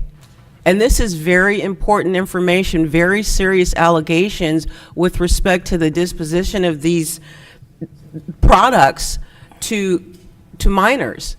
Yes, ma'am. And I mean, I'm not seeing you come forth with any evidence to refute the allegations, that to substantiate that, you know, what these allegations are, anything less than true. You're telling me I don't know. I don't know if the marijuana was there. I don't know if we sold it to the minor. Where we've got the other side saying we can substantiate, we can prove this. It's a matter of evidence. I understand your Vice Mayor Bertani. I would like to just, if you don't mind, may I respond to that with an analogy? 30 seconds. Okay. It's very similar to if you have someone who has not taken the stand to testify, and then saying, well, I didn't hear you say anything about you not being guilty, and that person has every right not to comment on things that didn't happen, that didn't involve them. We don't know what happened in the 170 or so instances that the city manager cited in this memo. And that's why we say that this is trampling on his civil rights, because you shouldn't have to answer for something that had nothing to do with you as an individual, specifically. It's not about whether or not they happened or not. And we want to work together to figure out how we can avoid these things from happening. We will adopt conditions on licensure, and we've been offering conditions. Is there anything else other than termination? Okay, thank you. That's what we're asking for. Thank you. I'll concede and let somebody else ask questions now. Yeah, because we know you do. Anybody else? Questions of anybody here? No. Councilman I have some Thompson? questions, but I think Pam pretty much covered it all. But I may have some in a minute. Okay, Councilman Vaccaro? Yeah, just a concern here on 10002, I think. Vice Mayor Bertani had mentioned about the cadet, but now on January 28th, 2020, February 28th, 2020, March 11th, 2020, these are all purchases by underage students, okay? And, being a former educator, administrator, that really bothers me that this happened, and it obviously did happen, okay, because the police were there, and there was a situation where they're saying that an underage youth sold them this in the store, and the adults were in the back of the store. So what's the explanation there? I mean, It's troubling. And sir, it is troubling, Councilmember. Very Vaccaro. troubling, yeah. And we're not dismissing that in any way. And I'm asking him, sir, not you. Sure, you're right. Go ahead. No, go ahead. No, I want him to finish. Yeah, we're not dismissing at all those concerns. That's why I don't want to say that it didn't happen. Okay. And that's I'm just telling you our approach with Susan was we joined the Chamber of Commerce at the recommendation of, which is a very good recommendation. We did that. I was a vice president of the Chamber of Commerce. I think that this is the first thing. My recommendation was that he join the chamber. Okay. The next thing that we did was we put up $10,000 a year to support this program that Susan is running, and we're trying to support that. But we just don't know. We can't revisit the past. The best Okay. we can do is to figure out how we can work with this program Okay. specifically in the future. Well, okay, that's. Does that answer you, Councilman? That answers my specifically, we question. don't know. I'm I not didn't saying it actually didn't. Okay, ask the Mr. Klein. Hold on. All right. I'm sorry, Lieutenant. Done. I wasn't asking a question, I was making a statement, and that was it. Okay. Thank you, Councilman. Councilman Tonneson, yet? Yeah, I just have a couple. I would tend to give you the benefit of the doubt on the homelessness. That's a big shopping center. I counted 9 businesses in there. That would give you 11%, but 5%, 11%, 10%. I would give you that it's the homeless, that you guys don't attract all the homeless. But I'm struggling with the marijuana. I'm struggling with that our team seems like they've bent over backwards, and I don't know. I'm just struggling with a few things. So I guess I'm not really asking a question, but I will say that 170 incidents probably weren't just smoking more. Thank you. Thank you, Councilman. Councilman Carr? Yeah, I basically just have a statement that I'd like to make just for clarification. I grew up in that neighborhood. I understand, I've been in a fight in that alley. I understand that you have no control of the people and what goes on around, but you do have control of who you sell your product to. That much is a fact. And that many incidences, there's a few that did happen, it would appear to me. So on the argument that you don't have control, I agree with you, you don't. I know that area well. And it's been that way for a long, long time, prior to 15 years ago, I know that. But as far as it goes as what you do have control over, I have a problem with with the evidence that I've read over and over. Thank you. Councilwoman Panduro? Thank you. I also share the same concerns, primarily with regards to the selling to youth, particularly because it was stated before that these youth are being cornered and that they only had one option, but to say that that shop was what sold them the tobacco or the vapes. It's not the only smoke shop in town. there's other smoke shops in town.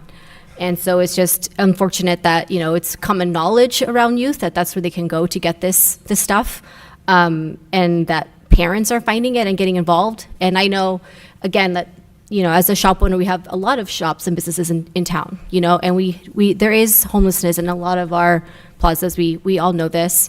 But I think that, and I mean, I just walked an entire North Texas corridor, and the main concern obviously was homelessness. But they all shared what they were doing to mitigate that. And they were all sharing, you know, they were appreciative of the city working with them. And so it just concerns me that, you know, it's been said before that it took this long for your client to come forth and try to be collaborative and try to be helpful and to work better with the city. So those are my concerns with regards to moving forward.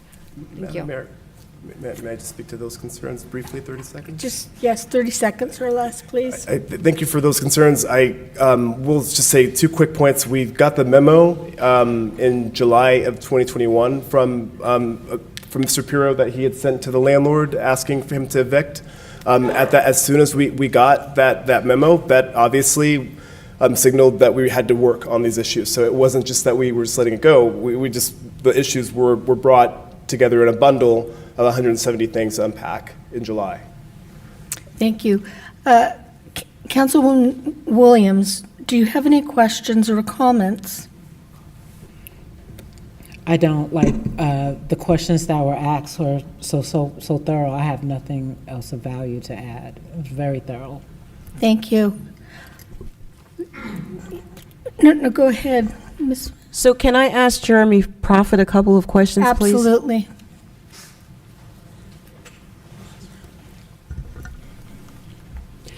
So I'm back at 10003, and can you tell me what evidence that you have of the cannabis being in the store during the execution of the September 11th, 2019 search warrant? Ma'am, I'll probably defer to Yes, Sergeant sure, Pirro anyone. because he was part of that criminal Absolutely. investigation. Thank you, sir. Yes, ma'am, I was present at that search warrant, and those items were located behind the counter in a file cabinet right beneath the cash register. Did you take any pictures of that, or? Detective Beck ran the investigation while we were there, and he would have done all of that, yes. So there are photographs of the marijuana of the cannabis in the store. Is that yes or no? I'm almost positive they probably are, or they're on our body camera, yes.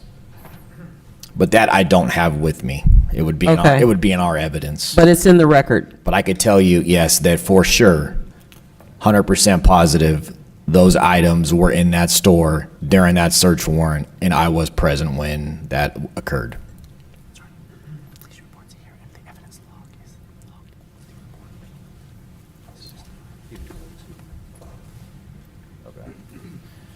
Looks like that's documented, and it's under the police report, and it's evidence number 10052-10066. So those photographs of the cannabis in the store are in the evidence log?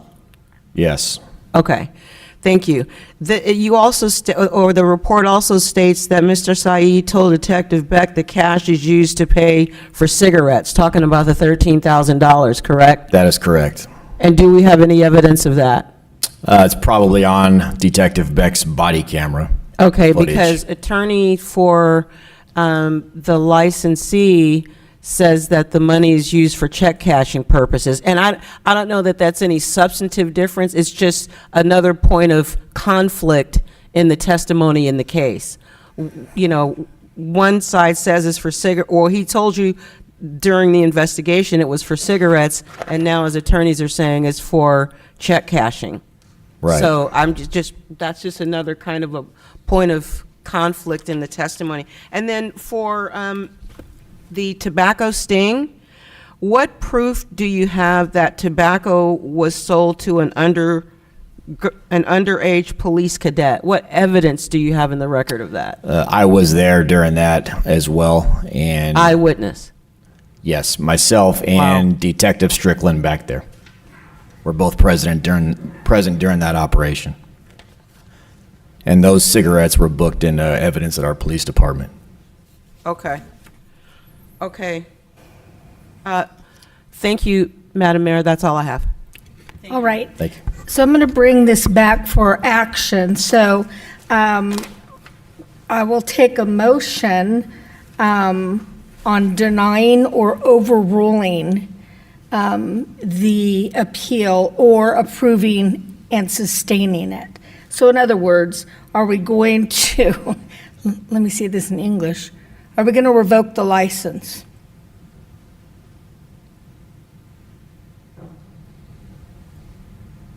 That's the question. I vote for revoke. You want to make that a motion? Yes.